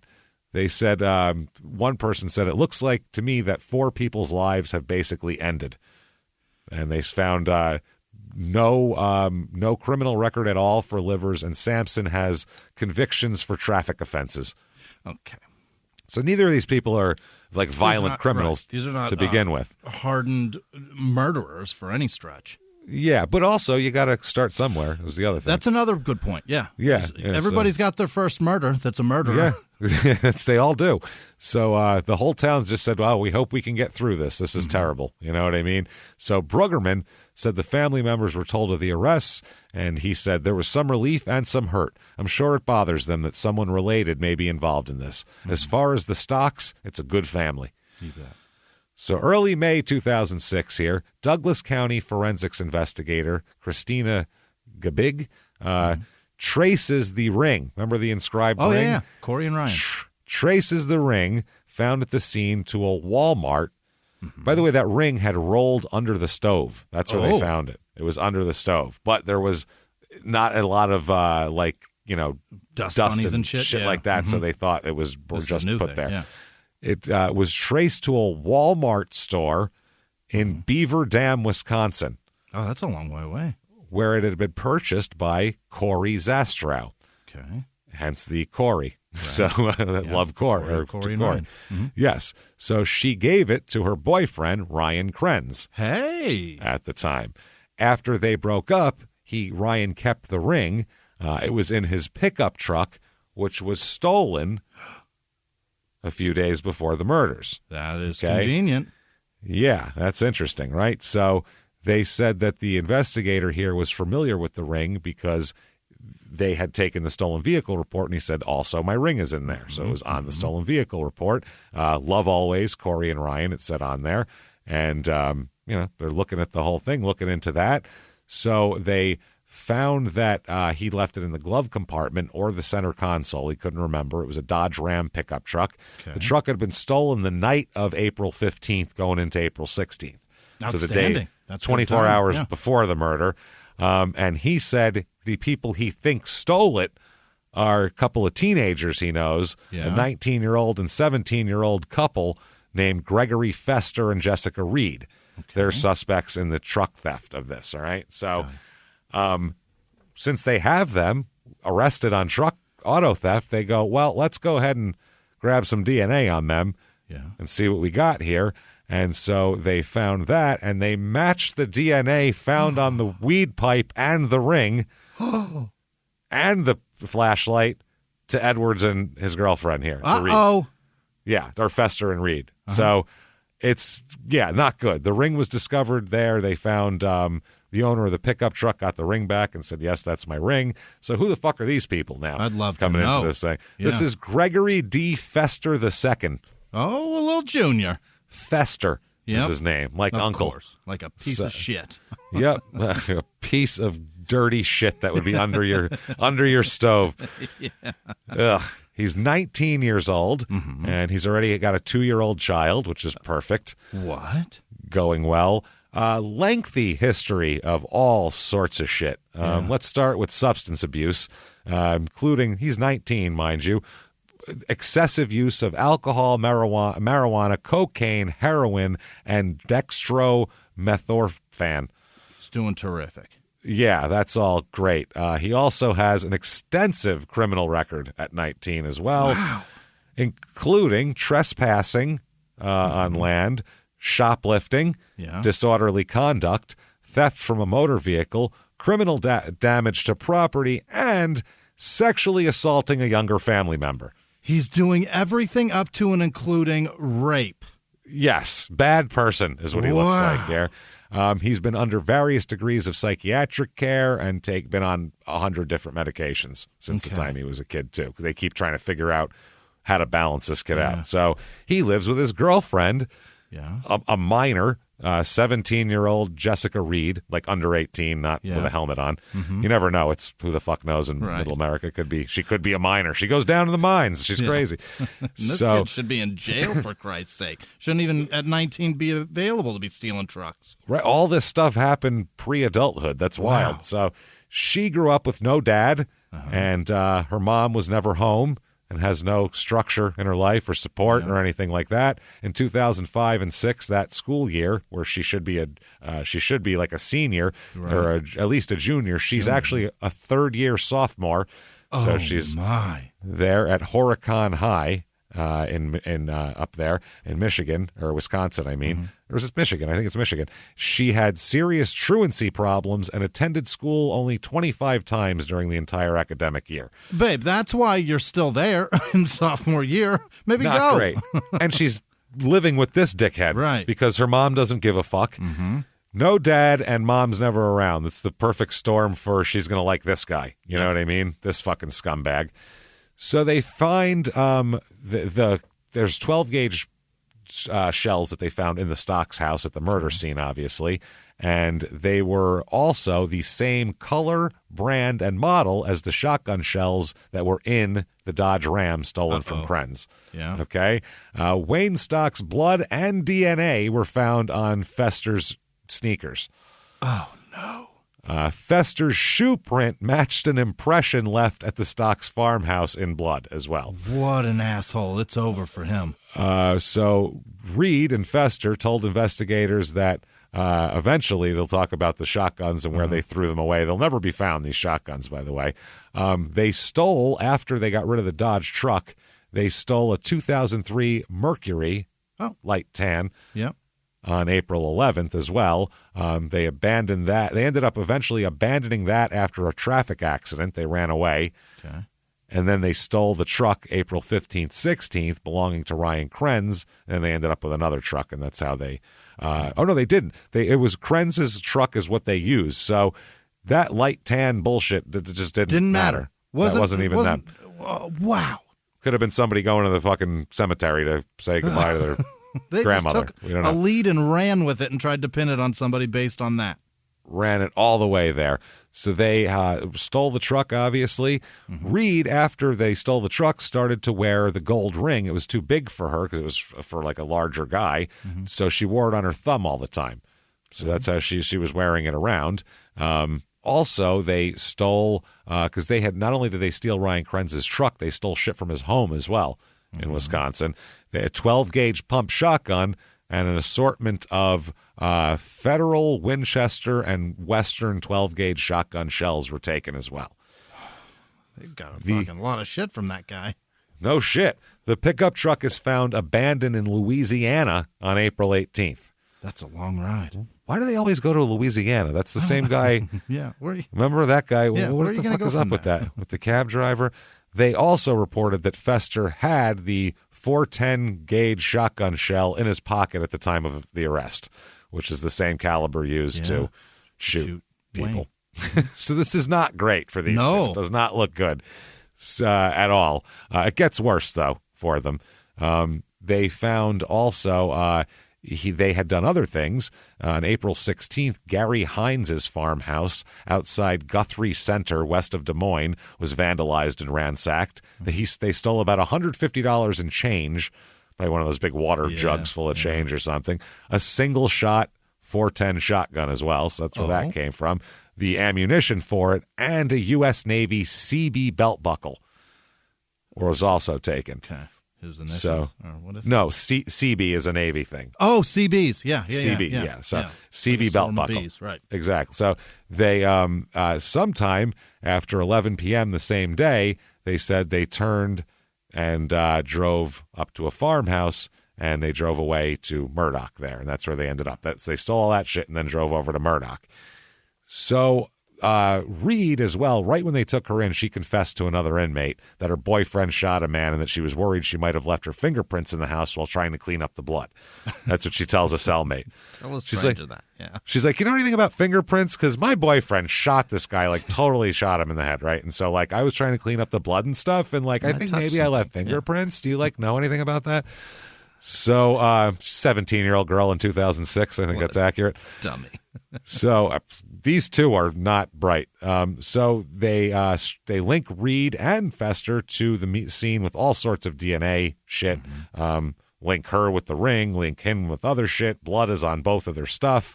By DNA and stuff is on the bowl also. That is consistent with both her and him. Right. DNA found on various areas of the stolen pickup truck was consistent with Wayne Stock's DNA.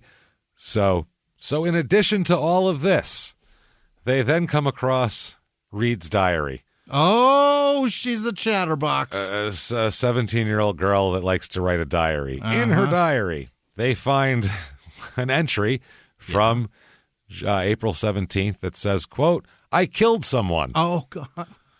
He was older. I loved it. I wish I could do it all the time." Oh, my God. That's what she said. I wish I could do it all the time. Literally, I loved it. That's no good. Well, it's great for one person, two people. I mean, wow, that is, holy shit. That is terrifying, honestly, for a 17-year-old. And that was in the girl. Truck or in her house? No, that was in her house. Oh, my. That was in her house. Yeah, that is awful. And then also they match, there's blood all over her clothes from Wayne and all sorts of stuff. Everybody's all intertwined and it's all fucked out here. So they sit them down. They're both going to confess to the killings. Okay? Really? They're both going to confess. Well, they have them dead to rights. They're like, listen, we got everything, all the evidence that we didn't have with the other people. We have it plus more with you. But it would make it more fun if they just sat there and said, "Didn't do that." Yeah, what are you talking about? Coincidence. My shoe? That's not true. But the cops also say, but we know you weren't alone, though. Let me ask you this. When did you pick up Livers and Sampson? Yeah. When did you pick them up? And at first they go, no, we were alone. It wasn't that. And they go, no. We know, we got a confession. We know they were there. So unless you tell us all about this, we know you're lying because we know they were there. So, they did that. They tell them that. They threaten Jessica with the death penalty. Yeah. If she does not, she said, listen, if you don't, they say you're going to get the death penalty if you're not honest. And to be honest, you need to tell us where Sampson and Livers and what their parts were. You two don't understand. We have pensions. And if you go to jail for this and we have to let those guys free, we look like dickheads. We might get fired. Super stupid. Yeah. Just say they were there. By the way, she's 17, so you can't give her the death penalty. So that's not possible for her. So she doesn't know that, though. So they're telling her that. They're also promising her leniency if she could implicate them and make sure that, let's tell the truth here. And they'll say they're just trying to get the truth out of her. That's all.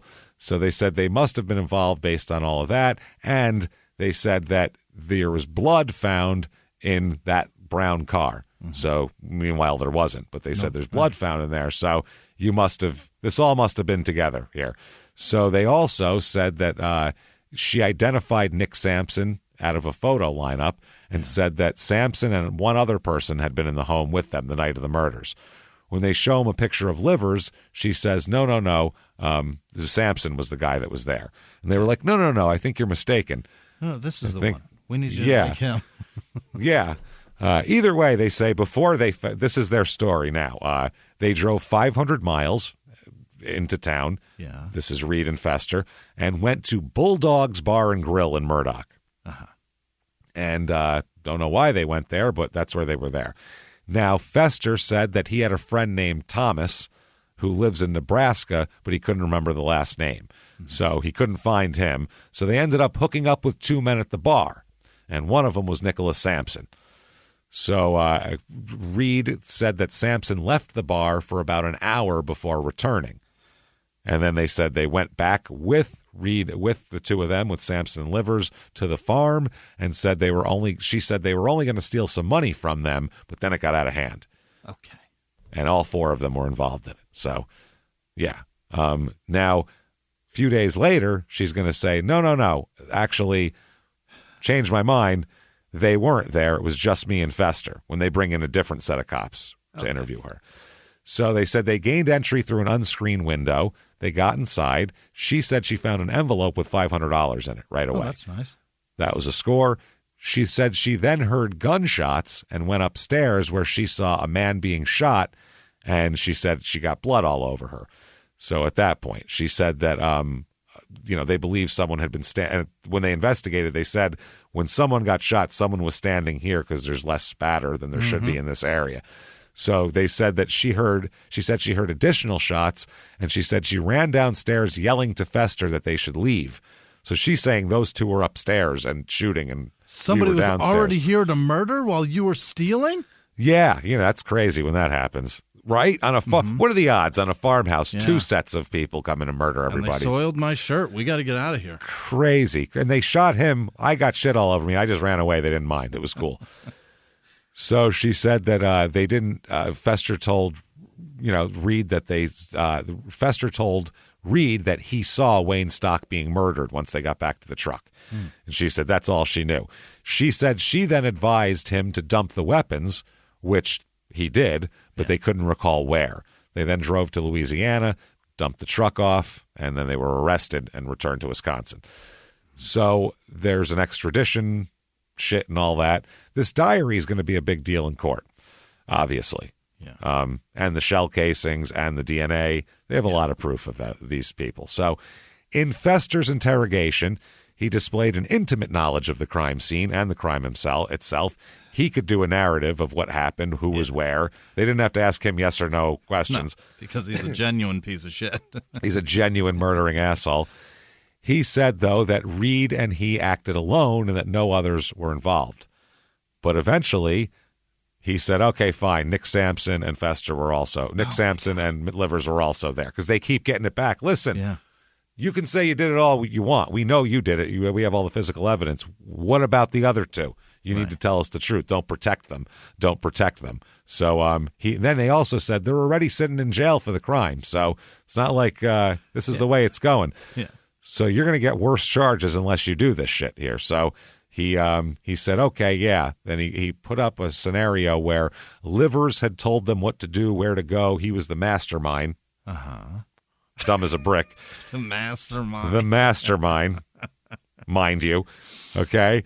He's the mastermind, and that, Sampson went with Reed and Fester to commit the murders. Okay. That's how it works. So they say, yes, that's what happened. They did it with me.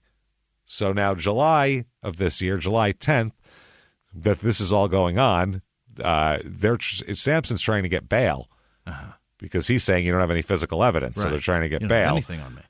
Yeah, Livers and Sampson entered not guilty pleas, And they said that they deny him bail, though, saying that there's 2 witnesses for the prosecution that place him in the murder scene. Right, so you're not getting fucking bail out of that. What are you, crazy?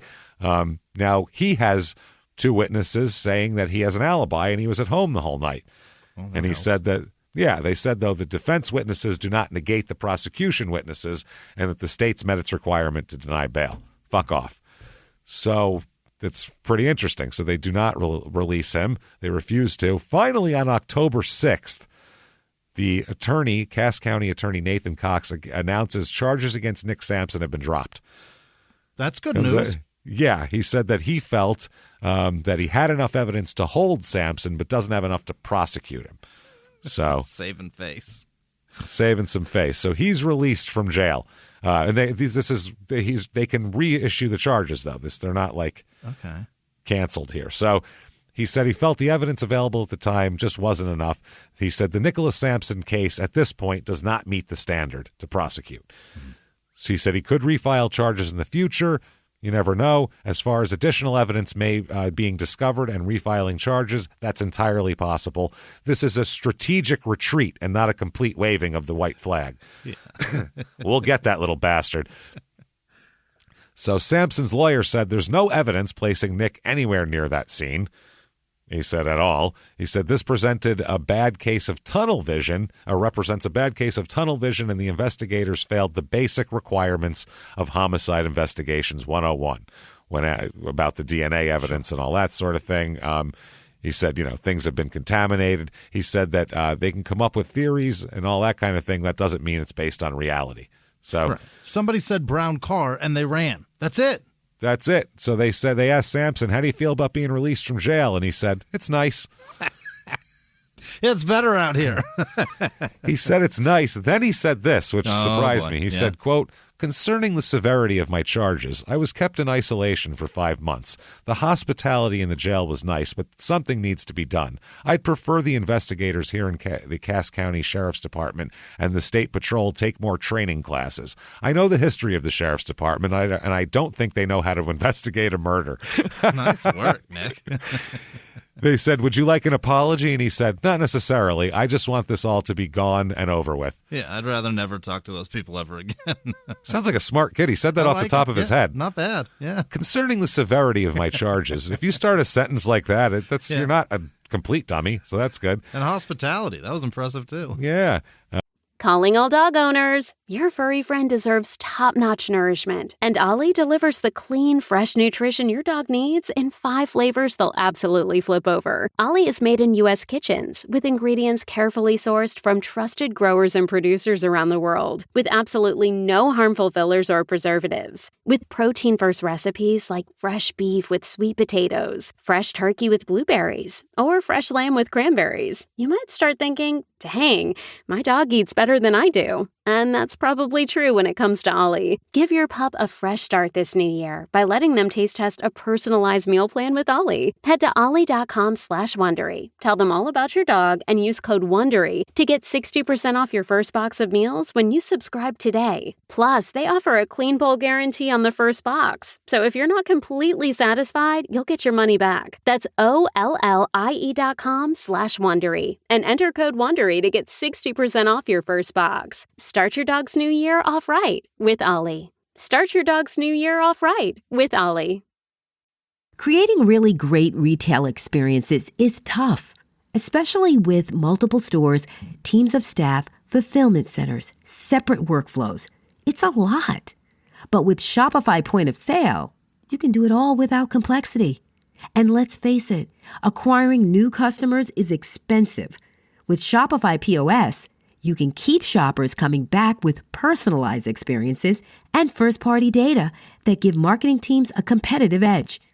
In fact, it's proven, based on a report from EY, businesses on Shopify POS see real results, like 22% better total cost of ownership and benefits, equivalent to an 8.9% uplift in sales on average relative to the market set surveyed. Want more? Check out at shopify.com/Wondery. All lowercase, and learn how to create the best retail experiences without complexity. Shopify.com/Wondery. They said that it's taken its toll on him. He said, jail is not for anybody. It will break you. It will break you in a heartbeat. I'm 21, and on the second day in jail, I was bawling like a 3-year-old. You have to control your life, you have control of your life. Then all of a sudden, 3 people have control of your life. I guess that's 3 people work at the jail, probably. Yeah, probably. Got a class of 25 at that jail. Yeah. So he said the county attorney, my attorney, and the judge. That's a scary thought. He said, I knew there was nothing they had against me, though, and they kept threatening him because he refused to say, to admit it. Right. And he said that they asked him, why do you think Matt said he did it? Why do you think he confessed? And he said, quote, that's a sore subject. And then his attorney cut him off and said, we don't want to talk about that. Have you ever met a brick before? A brick? They told him to stand up, and he did. We'll just... He's not a bright man, okay? They told him to stand up, you guys. Ass out Come of the on. chair. He did it. He fucking just stood right up. If you'll excuse me, I have 2 hot roommates to get back to. I got to get back to this. So Samson's mother, Lori Muscat, his mother Debbie. Oh, no, I'm sorry. That's his mother Debbie and his fiance's name is Lori Muscat. Okay. There we go. They were there waiting for him. His fiance said, we had to move. We lost our house. And she said, Mom's been there for us, though, pointing at Mama Sampson here. Mm-hmm. We're going to have to start our lives over again from where we're at. And we will. We've survived hardships, and we'll make this one, we'll survive this one and make us stronger. And they said, well, what are you going to do? What's the first thing you're going to do? And Sampson said he's going to go ride his bike. Hell yeah. We get back on the motorcycle. But you know who's still in jail? Oh, no. Livers. Yeah, Matthew. Finally, December 6th, 2006. Holy shit. They finally release Livers. Poor bastard.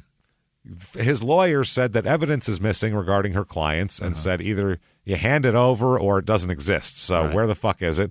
A letter to the wife of a chaplain is said to be missing. They said they have no knowledge of the letter but said he'll look for it. They're talking about this is the big sticking point. Right. So December 5th, though, they say that his confession is considered unreliable by the prosecution. Yeah. Now, Cox, the prosecutor, says he strikes an agreement with the defense when he realizes that his mental health expert agreed with the defense's. Right. The defense's guy said, yeah, no, it's a fake false confession. And then his guy came and went, oh, this was the worst confession ever. It's a total piece of shit. His ass came off the chair. No. Came off the chair, and he thinks he's watching WrestleMania. Like, seriously, it's a Dassey-esque situation here. We got an issue with this. So we told him to stand up, and he did. And he did. End of discussion, guys. And he just popped right up like, all right, well, I did that. He didn't even look like, now what? He just said, well, task completed. He realized that, and they also realized that Livers was coerced into confessing. Mm-hmm. And Sampson's lawyer said that it was an incredible piece of luck to find that ring. Yeah. Because that's what connected them. Without that ring, this would have been bad times, man. Yeah. I mean, honestly, the poor kid's in jail forever. They're both in jail forever. Yeah. They have confessions. This guy, it's wild. So Livers and his parents met him there. Him and his fiance cried. His fiance said, I love you, and you're a free man. And he said, I'm free. It's over now. I'm going home. Yeah, no doubt. And they said, what was it like spending 8 months in jail? And he said, terrible. And he kept walking. Right to the point. Yeah. Terrible. Jesus Christ. Nothing in my life has ever been worse, and I barely function. What are you going to do now, Matt? Reach for the stars? I'm only 5'9", and he walks away. It's very literal. So, he said his parents said it was a nightmare to learn within days of the murders that they thought their son was the murderer here. And his mom, Barbara, said, unfortunately, he was pinpointed by some of the family members. And they will regret that because Matt was able to walk out of these doors innocent. Yeah. Apparently, she just said Matt's going to seek vengeance on family members who put him there. That's what it sounded. They're going to regret that because Matt's a free man now. You seen what he didn't do to those people. You saw it. The sword of vengeance will be mighty and swift, my friend. Mighty and swift. So, Dave Livers, the dad, said he regrets having told his son to cooperate with sheriff's detectives because he was kidding. like, he said, I'm just glad he's out, but our faith in the justice system was shaken. It's over now, and it came out the way it was supposed to. My only surprise is that it took this long. So a friend of Sampson here had an interview with the police or with the press, and he said something hilarious. As a team, our county attorney, Nathan Cox, and our sheriff, Bill Brueggerman, fail us all. As a Failures. team, they're both pieces of shit. They're both pieces of shit. And he said he doesn't understand why they were continuing to sit in jail once the other people were charged. Right. He said they don't even, they're not even from here. How the fuck are they going to know them? They're from Wisconsin. They're trying to save face. That's what it is. That's all that is. Absolutely. You Please got lump this them kid in with this. Why? Yeah, because then it's, well, why did that guy confess totally then if he didn't do it? So what the fuck did you have to do with that? And this guy says, it does baffle me, and I can't offer a reason. Nathan Cox has that's the DA, has no choice but to dismiss the charges against Livers. The case itself has brought Cass County nothing but public embarrassment. Bill Brueggerman and Nathan Cox owe Nick and Matt an apology, but I don't think they'll get it. No doubt. The prosecutor then he starts defending the investigation somehow. Yeah. He said, when people that are making these allegations have gone through the courses to be certified as an investigator and investigated homicides themselves, then they'll have room to talk. Oh, God. Oh, you mean when they coerce a confession out of a fucking a fucking turnip with hair? What are we talking about here? Not to be a dick, but for real. Yeah, you James, you don't know. You don't know. You weren't there. Someone with the mentality of a fucking 9-year-old to confess. Wow, great police work, guys. That was eventually wow. Because we've never investigated a homicide. We can't try our best to pin it on somebody who clearly he stood up. You guys, he stood up, guys. They should have looked at each other right then and went, "We can't fucking do this, right?" There's no way he killed two people. He stood up. This is. We're going to say that guy killed his uncle and his aunt? No, clearly he didn't stood happen. up. If they said stop shooting, he would have went, oh, sorry, and turned around and left. He stood up. Yeah. If they're in the room and he pulls the shotgun and they say no, he's going to go, yeah, you're right. Yeah, I'm sorry, and he's going to leave. That's that. So he stood up, man. That's it. That to me, that's why I said that, because that encapsulates the entire thing is you told him to stand up, and he did. Period. Send him home and 11 hours. Watch him. Yeah. 11 hours broken down into that right there. Wow. So finally, Fester, now that he's not being threatened with the, horrible things if he doesn't implicate other people, he comes clean as to what happened here. Oh, boy. And here we go. Apparently, Jessica and Greg stole a truck while they were under the influence of cough syrup. Oh, so syrup, yep. They were syruping up here, and they went on to go on what they called a robbing spree across 3 states. Boy, oh boy. Yep. While they were passing Murdock, they randomly broke into places just while they were on their way there, randomly broke into places. At this point in Murdock, they were what they called tired and irritable and coming down from their fucking codeine syrup. From the codeine high there. And Jessica Reed was looking out the window while they were driving for a house to rob. Okay. And she picked that one out.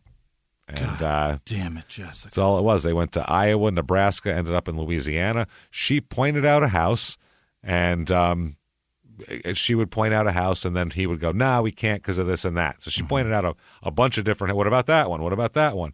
They needed a place where it looked like no one was home, and it looked like they could actually get some money out of it, because some of them are like run-down places. So it's like, I don't care if we get in there. What are we going to get? So they wanted to buy gas and food and all that shit. So after about an hour, they finally passed by the farmhouse belonging to the Stocks. Okay. And Jessica Reed will say, I thought we might have gotten lucky with a huge house with no one home. Like, they'll have a bunch Sunday. They were out of town visiting relatives or something, bunch of cool shit to steal. So they arrived there. They were armed with the shotguns, 410 and the other one. They broke into the home with an intent to burglarize it, randomly selected, like we said. He says they got in there. When they got in there, they were sleeping. They forced their way in through a window. When they got in there, the Stocks were sleeping, and they could hear snoring coming from upstairs. Okay? So then they start to go upstairs, and they said that Reed entered a bedroom, and that's when Wayne popped up. Yep. He must have heard them coming up the stairs or something. So Wayne attempted to confront them, and that's when Fester kneecapped him with the shotgun. Yep. Wayne blasted him in the knee on purpose, like, I'm going to shoot you in the knee, and he thought that he would fall down and then he could do what he wanted. Sure. Because in the movies, when you shoot somebody in the knee, they fall down, they go, and they go, now you're going to fucking do what I want? Right. And the guy goes, yeah, right, I'm sorry, Anthony, I'm sorry. Yeah. And that's the end of it. So But Wayne's here, a though, tough fucking hay farmer. Wayne takes his haystack himself here, and he fucking attacks Fester, Right, yep. and they start struggling. And he's a 19-year-old skinny kid, so I mean, it's not skinny, but 19-year-old kid he doesn't have the old man strength of a 58-year-old fucking farming hay salesman. He just doesn't.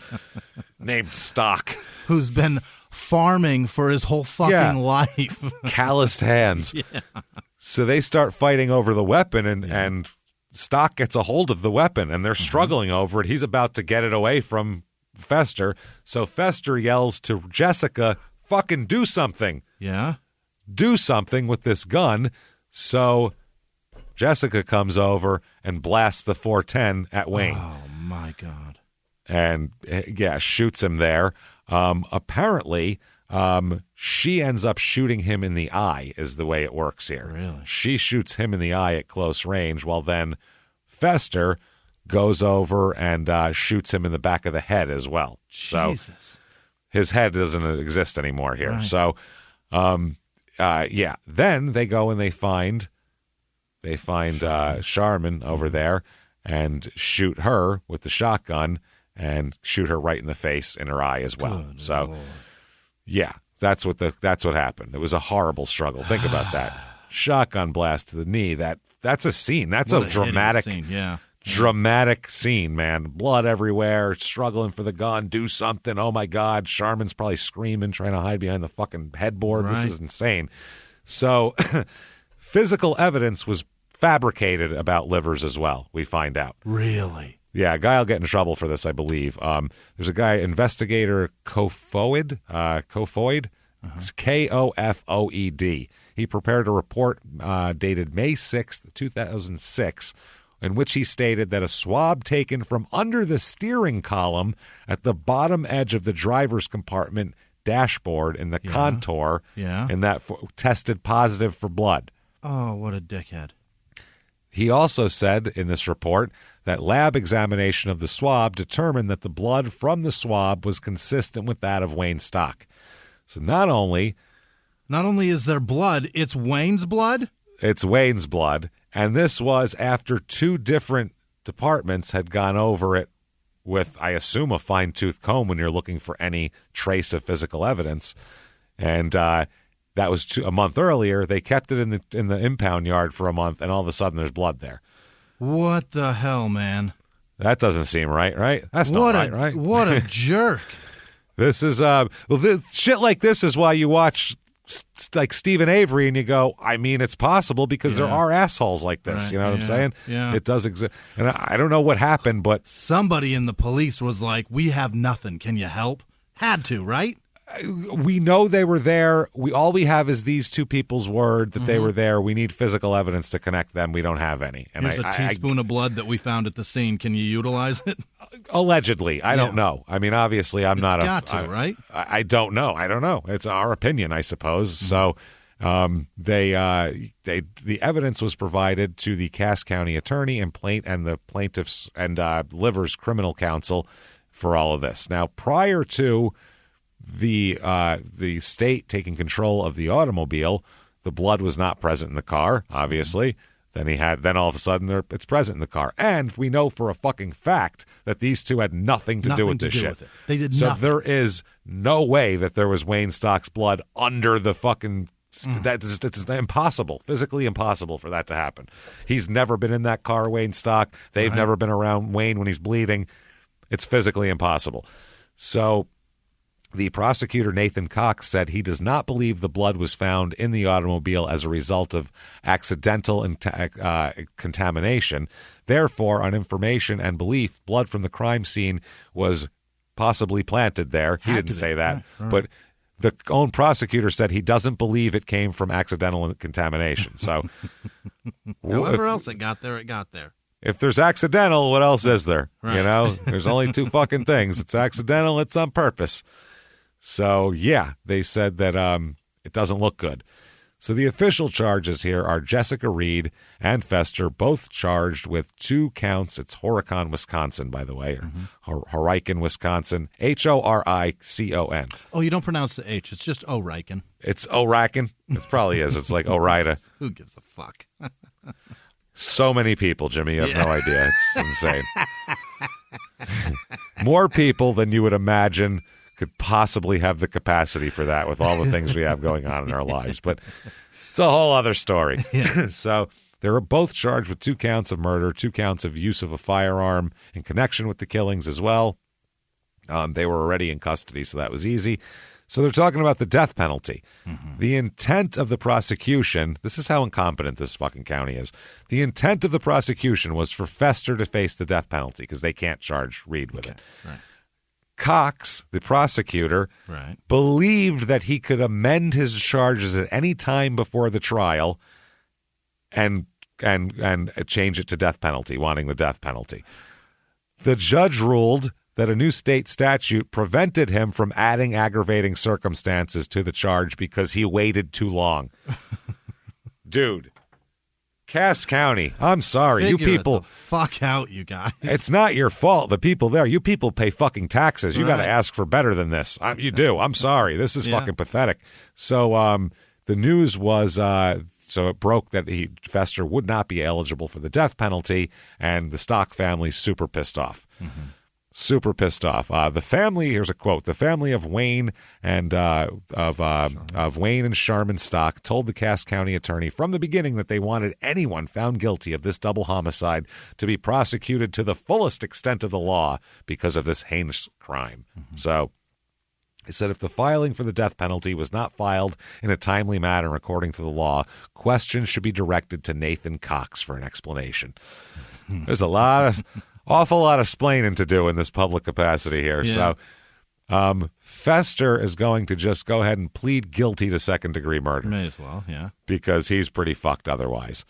So during sentencing, he has to describe exactly what happened, talking about surprising the Stocks, shooting him in the knee, and everything like that. Since he's been in jail, Fester's been diagnosed with attention deficit hyperactivity disorder, depression, adjustment disorder, personality disorder, alcohol dependence, and, this is directly from court documents, transvestite fetishism. What? Oh, really? So I don't know if he's into that or Which that's one's what he he into? does. Yeah, yeah. Well, does he do it or is he into it? You know what I mean? Does Yeah. that turn him on or does that what he does One way himself? or I another, don't it know. turns them on, but we don't know which.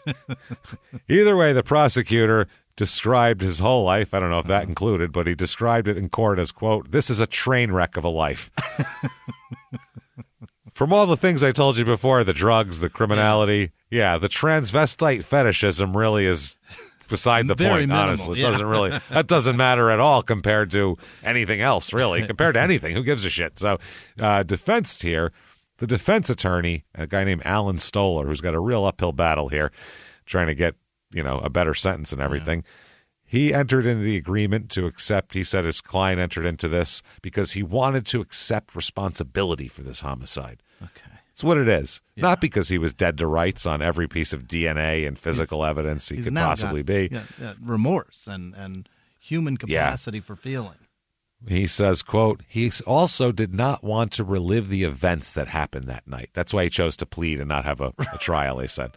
I don't want to think about it anymore. He does. I just can't. I can't. Oh, it's too traumatic for me. Yeah. He understands the possible penalties. However, at some point in time, he would have the opportunity to live his life outside of a prison cell. That's what he hopes.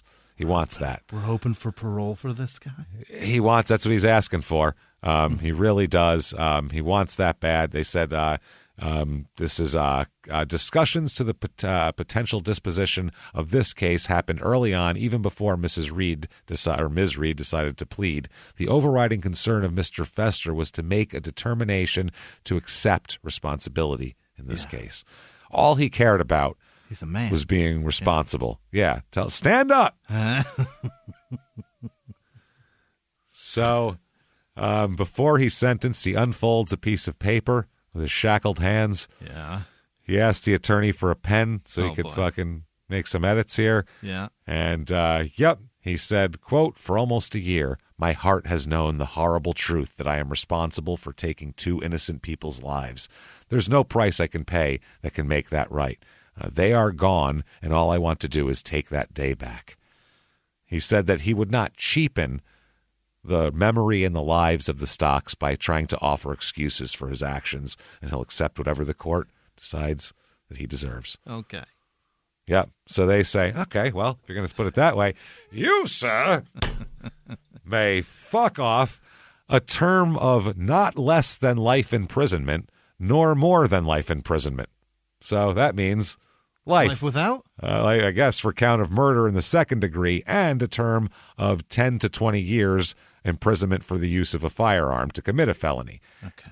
So that is 2 life terms. Oh. And 10 to 20 years imprisonment for the use of a firearm twice.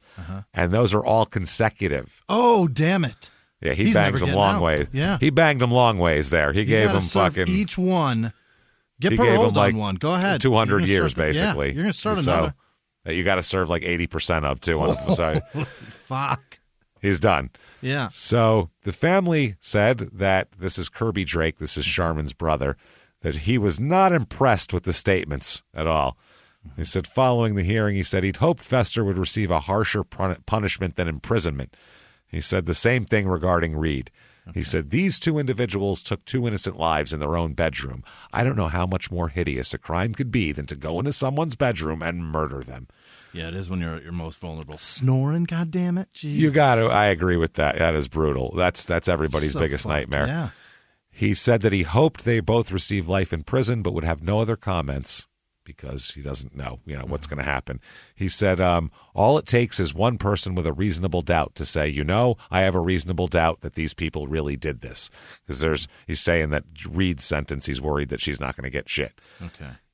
This idiot also, not this idiot, I feel bad because it's his sister died, but I don't like this. He's refused to be critical of investigators. Stop. Sir.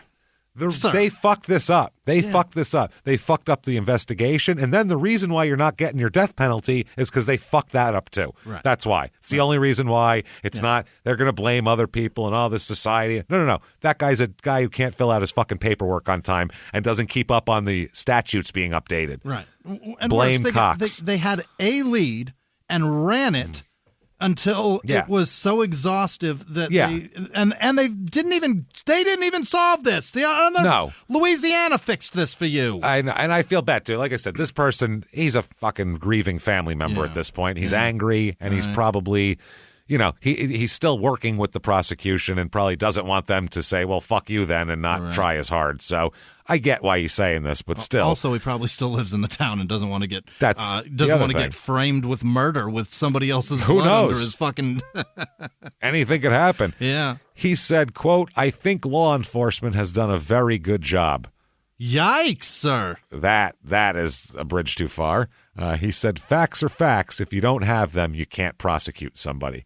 Yes, so you shouldn't make them confess also. That's why you spray blood on the inside of cars. That's why you do, yeah. Wow. He said the family's really upset, as well they should be. I don't think it's really hit, us yet of exactly what's going on here. So, yeah, I apologize that I said he's an idiot, because I don't think he's an idiot. Honestly, that's goes against our disclaimer, but I think he's got a lot of emotions going on, but that was the wrong thing to say. So, Jessica in court, she's going to plead guilty too. Yeah. To second-degree murder. They both plead to second degree because he didn't update it to first degree for the death penalty. And she says guilty on both charges.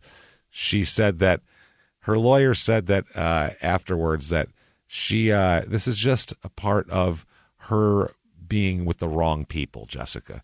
Yeah. She said, she went from a young woman who had been active in her school, getting ready for her senior year. Not true. Not even close. You got 2 years to go. She wasn't even active in fucking showing up to school. Never mind active in anything in school. And she wasn't entering her senior year. She was in her 3rd sophomore year. That's from the principal who liked her. So, wow, that's really a stretch. Here's the idiot. Went from that to being charged with multiple homicides in Cass County. She's very remorseful. Is she still quite unbelievable? Oh, is it still quite unbelievable, not only to herself, but to her family, how she ended up here? She accepted responsibility for her involvement and the fact that she was at the residence with Mr. Fester. Now she's saying she didn't shoot anything in her trial. Picked the house. Yep. From the get-go, she has been cooperative. Wow.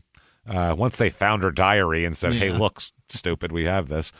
I would submit that due to her cooperation and her candor, that not only did it assist in securing a plea and a conviction for Mr. Fester, but ultimately it was very important in securing the release of two men who are innocent. Wow, okay. Yeah. Now she's saving people's lives. She's a hero. She said, listen, this girl was, on the fucking flag team. Yeah. She was, in band. She's 2 minutes from graduation. She's graduating next week. She got two guys out of prison and got your fucking terrible murderer to admit to it. So really, we should probably just give her a ribbon. We're going to change her name to Innocence Project. That's her first and last because name. I feel like it's fine. I feel like it's really good there. Saved two men. She saved their lives, Jimmy. That's what it was. Never mind that they are pretty sure she shot Wayne Stock in the back of the fucking head. That's okay. Right. So the lawyer also said he believed that Reed was, quote, under the influence of Fester. Okay. You don't want to be under the influence of Fester, man. That'll get you all messed up. You can't drive on that stuff. They'll put you in jail for that. It does say on the bottle not to take it and operate heavy machinery. So that's what I'm saying. May cause drowsiness. They said that she would not have been a part of the crimes if it were not for him. And she said it's a slippery slope, and she ended up in Cass County involved in something that a week prior to that you would have never guessed. It's unfortunate, but it is what it is. It's more than unfortunate. Yeah, it's a tragedy. Unfortunate is an insult Yeah. to these two people that got murdered, to say it's unfortunate. Oh, it's real unfortunate that all their brains are all over their fucking bedroom now. That's super unfortunate. Fuck you. That's ridiculous, man. The lawyer also believes that Jessica's age will be considered as well as her actual involvement in the murders. And the lawyer said it will be seen that her role was not nearly as culpable as her co-defendant. She has no criminal history of any significance, and the fact that she did cooperate, she came to law enforcement after they initially believed two individuals from Nebraska were involved. No, it's not what happened. She got interviewed after they found out that she was connected to the stolen ring that was in the car that they fucking stole. Right. That's what happened. She broke into a house and fired a weapon at a person. That's a bad woman. I would hope that whoever she was saying this to, these reporters would go, excuse me, you're full of shit. That didn't happen at all. That didn't happen. Cut people off when they're lying. That's one thing I would love from the media. If when someone starts lying about an actual factual thing that you can, not a matter of opinion, a thing, 500,000, this person did that. No, bullshit. No, didn't happen. Boo, fuck you. Everybody starts throwing shit at him. Fuck you. Nope. Bullshit. We know better. Lie, lie, lie, lie. That would be amazing. But they'd have to, then we just get psychopaths who would be doing that when factual shit happened. Yeah. Who knows? So before sentencing, she writes a letter. Another one?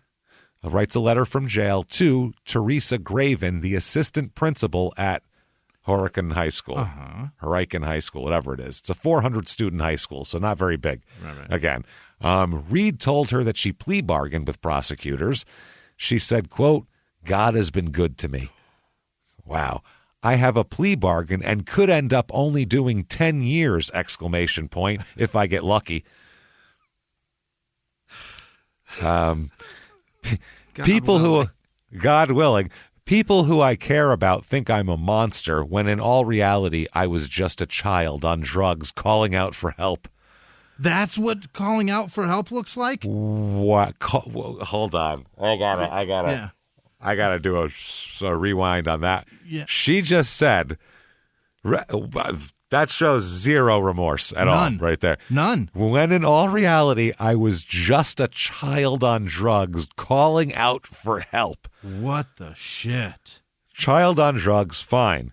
Calling out for help, that's not calling out for help. Two people you did the are opposite. Dead, lady. You killed people for sleeping in their own fucking beds. She then says, God is taking care of me. Wow, he really wants me to finish school. He totally came over last night and told me. It was really cool. The assistant principal said, yeah, totally, and agreed to send her high school's transcripts there so she can get her GED in prison. Okay. All right. So she also wrote of her hopes to enroll in college correspondence courses after her sentencing. She said, sooner or later, I'm going to look around psychology, too. I have taken all my practice tests and have practiced with high scores, all capital letters, except math. Oh, and I am in a faith-based addiction program. God does everything for a reason. God bless you. Jesus. Wow. So they said you need a psychologist, not you should be a psychologist. Not you should get into psychology. Right. We said, wow, I'd love to get into your psychology. Yeah. And she went, I should get into psychology. No, you have an appointment at 3 for a psychologist. Wow. When in all reality, I was just a child on drugs calling out for help. She thinks she's better now. She thinks it's all over. And this came out before sentencing, too. Wow. This letter became public, so that's not great. No. So during the hearing, her lawyer, painted her as someone who has changed greatly since her arrest. Mm-hmm. She started attending Bible studies. She's working toward her GED, which doesn't mean anything. Yeah. What does that mean? I'm working toward my GED. I'm working toward building a 12-bedroom mansion, in the middle of Central Park. I'm working toward it.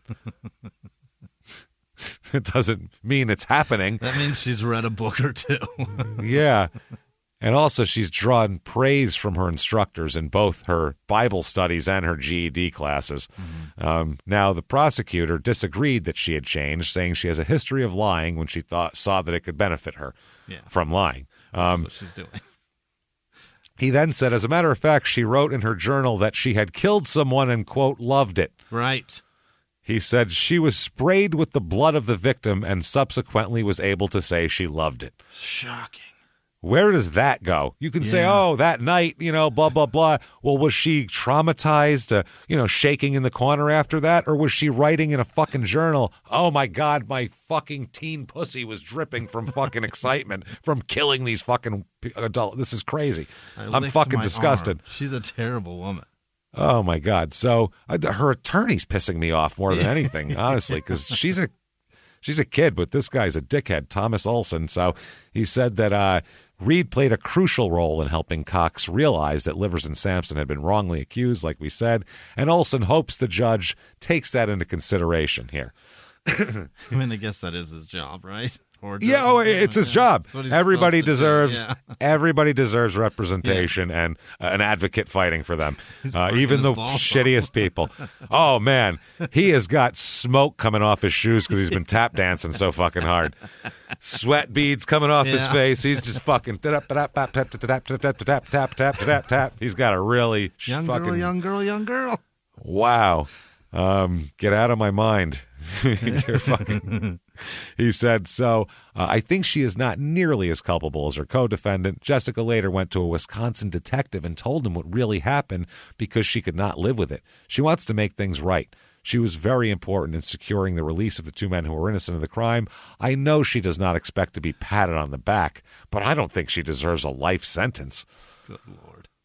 And then she also says that she still thinks about Sharman Stock's scream, quote, a piercing scream that wakes me up often. Thinks about that every night, she said. And then Jessica said, here's her big quote. Yeah. Okay, here's her big plea for leniency. Quote, she said, which is fine. You're nervous. I get it. I just wanted to say I'm deeply sorry for all the pain I've caused. That's it. And then That's she sat down? She sat down. She went the lawyer guy. He said everything I wanted to say. What he said. Oh. And then she sat down. So the judge says, you, young lady, may fuck off. Exact same sentence as Fester. Oh, boy. Hit the fucking bricks. Yeah. So much for together. 10 years. You picked it out. Yeah. You went in together. Yeah. He was in a struggle. You fucking shot the guy. You fired rounds, honey. You were just as much involved in this as anybody else. I mean, if not, it's exactly the same. So She appeals. Her lawyer said she shouldn't have received such a harsh sentence because she cooperated and also played a smaller role. Yeah. I don't know if that's true. Yeah, she said she played such a smaller role than the co-defendant, and notwithstanding, the appellant here was painted with the same brush and was sentenced to the exact same sentence as Gregory Fester. It's ridiculous. He was very indignant about the whole thing. He said he said that in statements to authorities, Reed says she was shocked when Fester shot the couple, and she stood there frozen, and that everything seemed like a silent movie, like it wasn't real, but in actuality it was. Super real. Yeah, so they go, great, well, she can keep thinking about that shit in prison. Yeah. Fuck off. So 2008, they both have an appeal here. It's an appeal from both of them, and it's kind of an interesting thing here. There's talking about the state Supreme Court released separate opinions, because they were both going at the same time, saying that the victims, they go through it, by all accounts, the victims were wonderful people, respected by community, members of their community and church, and loved very much by their family. They experienced fear and horror, which is hard to imagine. They were brutally murdered in the sanctity of their own bedroom, their own home. It's hard in this case to consider anything less than life sentencing. And the court says, we, the state Supreme Court, agree with that decision. Any lesser sentence under these circumstances, even when considering the mitigating factors, would diminish the seriousness of the crime and promote disrespect for the law. The district court did not err in sentencing Reed to 2 consecutive life sentencing, and confirmed. Yeah. There you go. And she was in such a rush to get out of that house, James. She knocked a ring off of her own fucking finger. Yeah, off her thumb. And threw it under the stove on accident. Yeah. Fuck yeah. So they said that he went over with the, under the influence of Fester thing again. I mean, there was that. Oh, come on here. They said that Reed had given contradicting statements to investigators and that they were a smokescreen to minimize her role in the murders. That's what the state said. The argument that her account cleared Livers and Sampson's was countered by the fact that she originally was the first one to implicate them both. So you implicated them, and then you fucking, you're a big hero because you changed your mind and said that? Wow. They said at sentencing, the district court considered both the mitigating and aggravating factors and explained Fester's possibility of rehabilitation is remote. That's what for Fester's thing here. They said his sentence is great, too, because he has a very remote chance of rehabilitation that far outweighed this case the necessity and need for the protection of society as well. And they say, we agree with his sentence. Both of you get fucked. So There you go. 2013, Livers and Sampson sue the state. Oh. Yeah, because they're saying not only was this wasn't an accident, you motherfuckers planted evidence. Right. They said 2 state patrol investigators and a deputy engaged in constitutionally prohibited coercion when they interrogated Livers. As a result, he made a false confession that also implicated Sampson. The state's own interrogation expert said under cross-examination that the questioning of Livers was flawed. The investigators fabricated evidence by feeding crime scene details to Livers during their investigation and interrogation, and used coercion to produce incriminating statements from other witnesses. They were also disputed evidence that the video of Livers' recantation made the day after he confessed was withheld from the prosecutor. Oh. Yeah, they didn't tell the prosecutor about that. Who needs to know that kind of shit? The cops were like, the case, yeah. The investigators and crime lab commander engaged in a conspiracy against the cousins. 2 of the investigators pressured CSI technicians to find some physical evidence to bolster Livers' confession, and one of the patrol investigators spent more than 3 hours at the crime lab the same day the Cafoid guy found a victim's blood in the car. Yeah, quoting they say marks around found. That they have it in the documents around and found. Absolutely. Yeah. The investigators arrested Livers without probable cause. He filed a suit against the county. Officers Earl Schenk, William Lambert, Charles O'Callaghan. That sounds like a cop if I've ever heard one. Sure does. Sandra Wayers and co-fed, and represented by multiple attorneys, the Northwestern University School of Law all this, the Roderick MacArthur Justice Center. Livers claimed a civil rights violation for coercive action, fabrication of evidence, false arrest, concealment of exculpatory evidence, and conspiracy and failure to intervene. Jesus. So this was going to go to trial on October 21st, 2013. 3 days before the trial starts, We got a settlement? the state goes, why don't we just cut a check and say, fuck it, because this Pay is that guy and save ourselves the embarrassment. this is terrible. This is because it would all come out in court. I mean, everything. Boy. Yeah. So he accepted $1.75 million in damages. Livers Nice got, work. Yeah. and then Sampson got $965,000 in Nice damages. job. Yeah. Not bad because he wasn't. Because I think he gets extra for that interrogation as well. I hope that somebody else gets that check and they put it in a trust for him because they could tell him this is 1.7 and it's $1.07. Yeah, he's going to have a hard time with that probably. Yeah. So 2013 is another appeal, and the Nebraska Supreme Court here, this is Fester arguing his guilty pleas for the murder were the result of ineffective assistance of counsel rather than shitloads of evidence, which would Right. probably be more And I need to say that guy's accurate. a dummy because this hurts. Yeah. At that hearing, he's also said that the judge or the lawyer told him he'd get between 21 and 35 years. But at that hearing, the court found that Fester's counsel spent about 285 hours preparing for trial. It's a lot of hours. And that he prepared until the plea agreement was reached. The attorney also denied telling Fester he would get 21 to 35 years. Investigators say that, that's what happened there. So they say, nope, keep fucking off, Fester. Keep festering. It's at this point where a change.org petition comes out. Justice for Jessica Reed. What? Let me show you something, Jimmie. I'm going to roll that chair over. That's the picture. Dear Lord, with a Her with pop. Glasses on, Yeah. smiling, holding a dog. Who the dog's the one in focus in that picture, too, by the way. Sure is, and he looks like Valcor. Oh, yeah. This white dog looks all sweet. They're trying to get to 2,500 signatures. They got 1,793 signatures on it there That for is a while. a lot. That's a lot. It's a petition to the governor of Nebraska. And so Greg, at this time, he's serving his prison term at the NDCS Reception and Treatment Center in Lincoln. Okay. Sounds wonderful. By the way, the family business, the hay and fucking grain Did business, Andy take it over? going fucking gangbusters. Is it really? This, I found an article, and I shit you not, this really exists. Hayandforage.com. What? Hayandforage.com. Yeah. That's an actual thing. It's like they have articles like they Yeah. wrote. And it Like said, Field and Stream? yeah, Hay and Forage magazine, this says. Look at these bloobs. It's so awesome. After the tragedy, Andy, along with his sister Tammy Vance and brother Steve, were committed to continuing. Oh, I said 3 sons earlier. I apologize. Yeah. Were committed to continuing their parents' legacy of farming.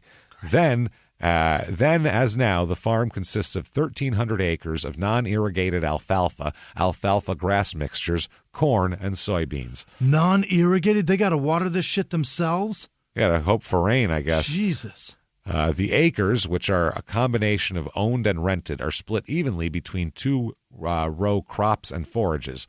Following the instructions of their parents' will, which was written when Andy was 5 years old, all assets were put into a trust and were to be divided between the 3 siblings once Andy turned 30 years old. Control of the farm was given to a local attorney and banker whom the elder Stocks trusted very much. Andy said, "At first I thought that arrangement was going to be awful. But in hindsight, it was perfect because it took a lot of the business decisions that needed to be made off my shoulders. I was the operator and they ran the business. The way my parents set things up also gave me time to grieve. My mom and dad had a plan and it worked the way it was designed to work." Beautiful. So, thriving. If you need any hay, we highly recommend Yeah. the Stock family there. Now, this video of livers being interrogated, by the way, is now used in training sessions all over the place. Yeah. Of literally, this is, want to see the worst interrogation ever? This is what not to do for anything. Seriously. Yeah. Washington, D.C. homicide detective Jim Trainum uses this to train people. He's His a name trainer? is Jim Trainum. That's amazing. Oh, Jim, train him. I love when the universe works out like that. Meanwhile, the prosecutor in Nebraska is a cock.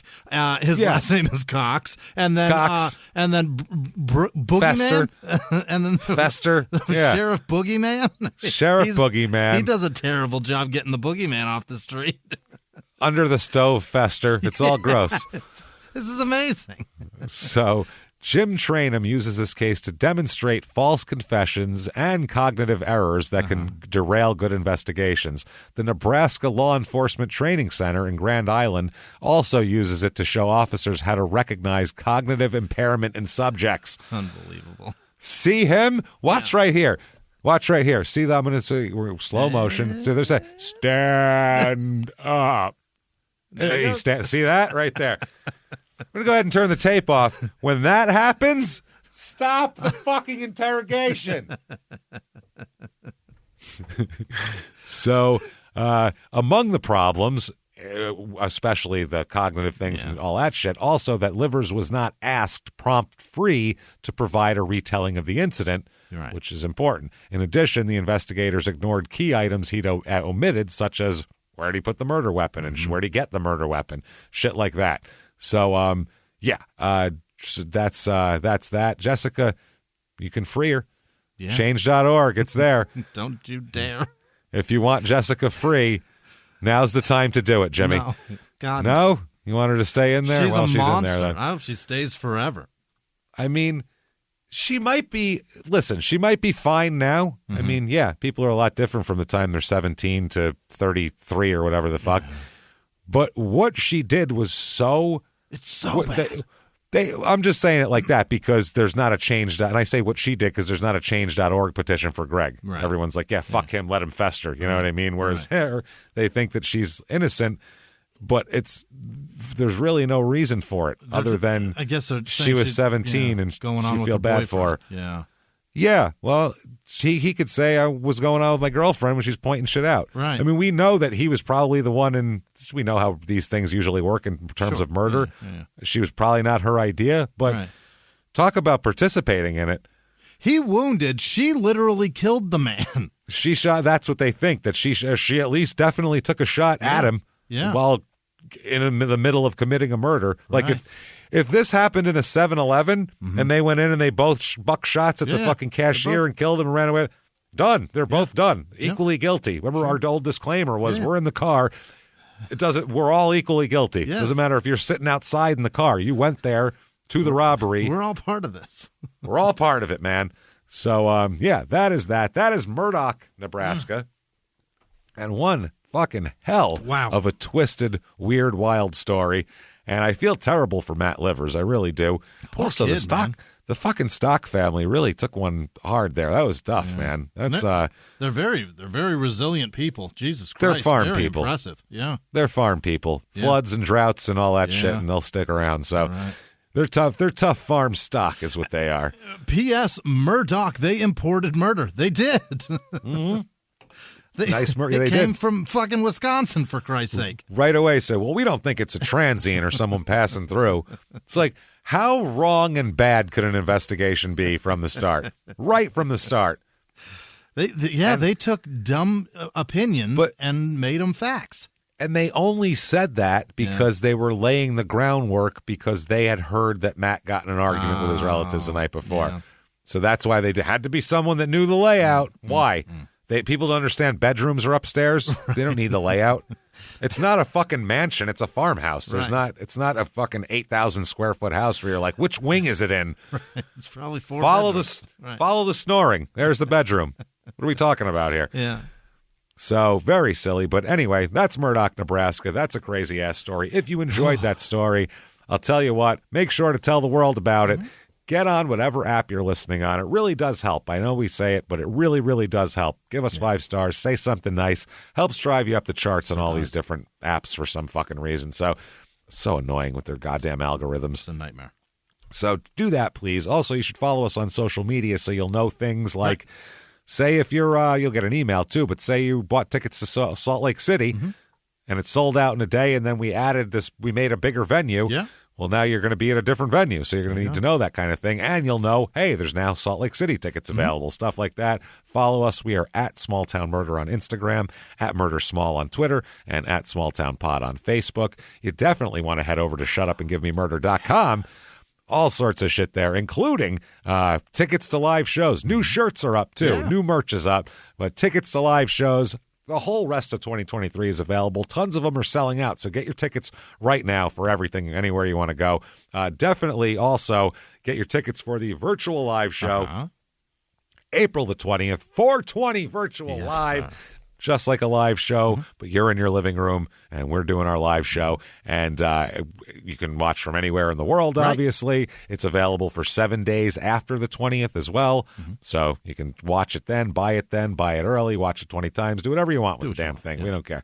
We honestly don't care. So do that. Have some fun with us that night. I'm going to get Jimmie. Oh, boy. A little bit stoned. Yeah. I have multiple apparatus of multiple things for him to smoke out of that he's going to go, what the fuck is that? And it's going to be so much fun. Dragon cell pipes? It's going to be so much fun. So can't wait to do that. April the 20th, virtual live show. Get in there and get that right now. Also, you definitely want to do Patreon. Yeah. Patreon.com/crime and sports is where you get it all. Good stuff there. Anybody $5 or above, you get access to every goddamn thing that we could possibly do. Yeah. All the bonus episodes. There's a huge back catalog, over 150 bonus episodes you can hook up with, and you get new ones, 2 new ones every single week. 1 crime and sports, 1 small town murder, and you get it all, baby. So here we go. This week, what you're going to get for crime and sports, you're going to get the murder of Bruiser Brody, the wrestler. Yeah. Dark Side of the Ring did a very good job on it, but it was not funny, really. So obvious. Not trying to be. Don't get me wrong. Hilarity. Yeah. Very little humor in that. So we're going to try to find something funny about that shit because it was wild. We can find a lot of funny with the corruption and the incompetence. That'll be fun. And then for Small Town Murder, we're going to talk about a very fun subject, haunted hotels. Hey! We got pretty deep and intimate with Jodi Arias last week, so we'll... Nice light subject here, haunted hotels. Yeah. That'll be a lot of fun. Tons of stuff there. So get in there, do that, and you're going to get your shout out if you sign up at patreon.com/crimeinsports. That said, Jimmie, I think it may be time. Yeah? Please do me a favor. Hit me with the name. I gotta feel cleansed after that story. So I want to hear good things. Hit me with the names of the people who would never fester under a stove and murder our families and be terrible people that are high on cough syrup. Jimmie, hit me with those names right now. This week's executive producers are Jordan Bennett, Kelly Folsom, Mark Christie. Happy birthday, Mark. Art Dom Passion, I believe. Passion? It can't be passion. It's only one S. Vanera?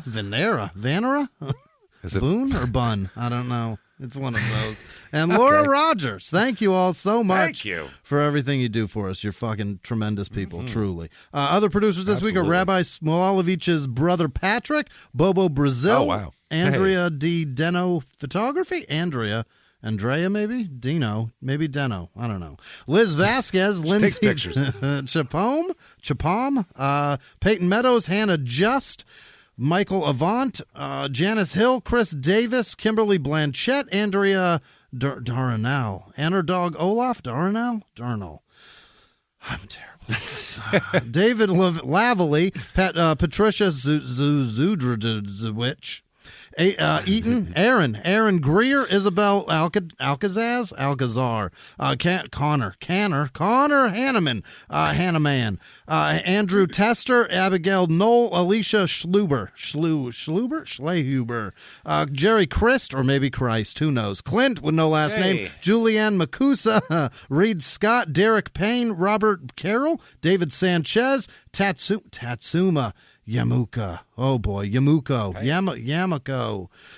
Bridget Shabes. Pat Murley. Evan Reed. Ariane. No. Yeah. Ariane Kamnitz. Kamenetz. Brandon Letterman. Brian Wilkes. Chandler. This is fucking insane. Chandler Samashima.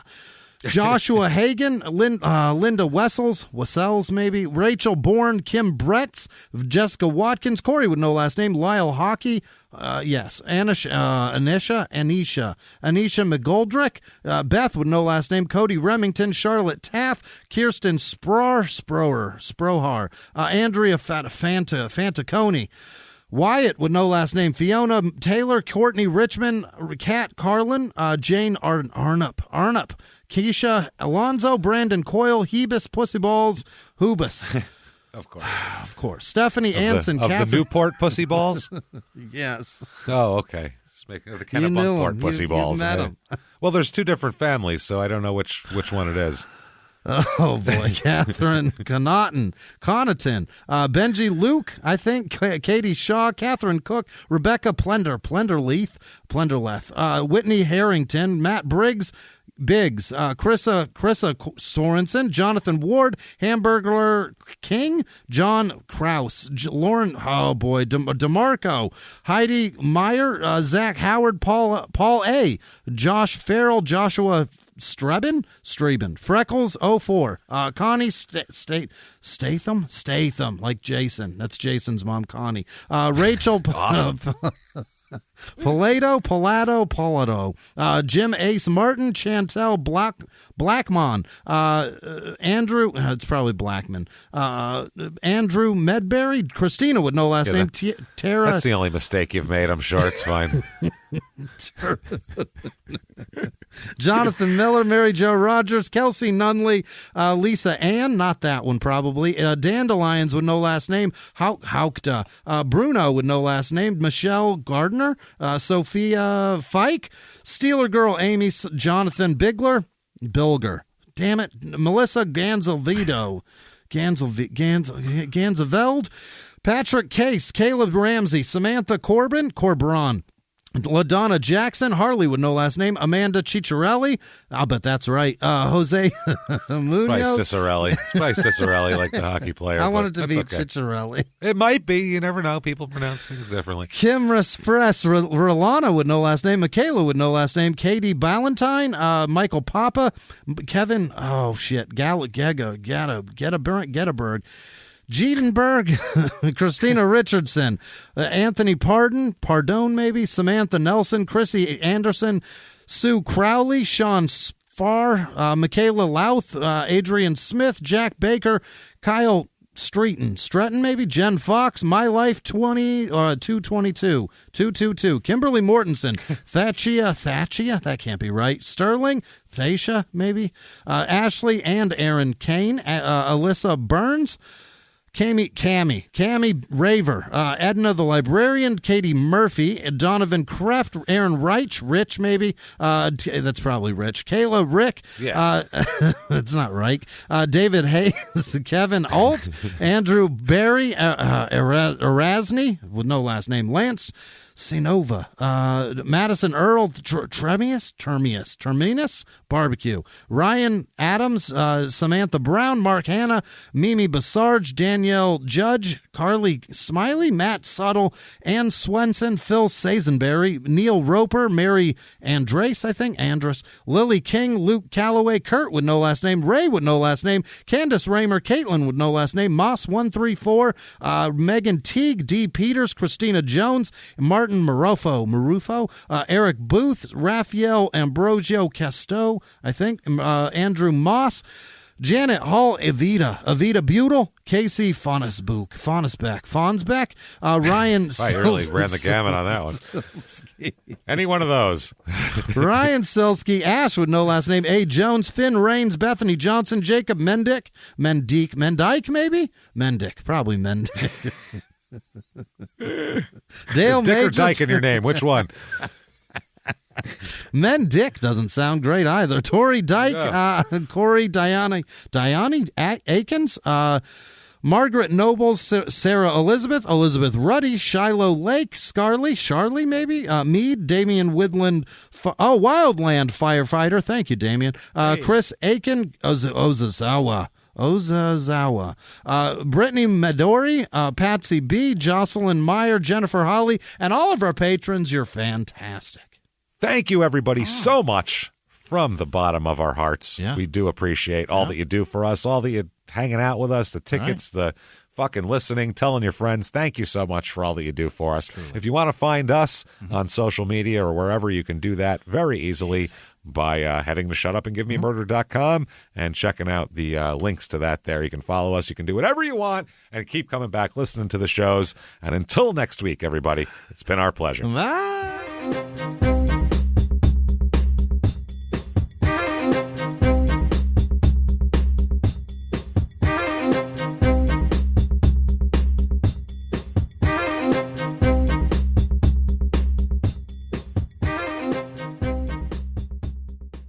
If you like Small Town Murder, you can listen early and ad-free now by joining Wondery Plus in the Wondery app or on Apple Podcasts. Prime members can listen early and ad-free on Amazon Music. Before you go, tell us about yourself by filling out a short survey at Wondery.com/survey.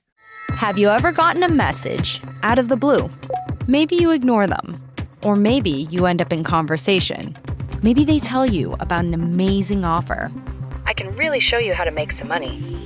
And maybe that gets you into a lot of trouble. But this isn't a story about people like you, the people receiving these messages. This is a story about the people behind the messages, on the other end of the line. Thousands of them, working in a microcity built for scammers. From Wondery, the makers of Dr. Death and Kill List, comes Scam Factory, a new series about survival at the expense of others. Follow Scam Factory on the Wondery app or wherever you get your podcasts. You can listen to Scam Factory early and ad-free right now by joining Wondery Plus in the Wondery app or on Apple Podcasts.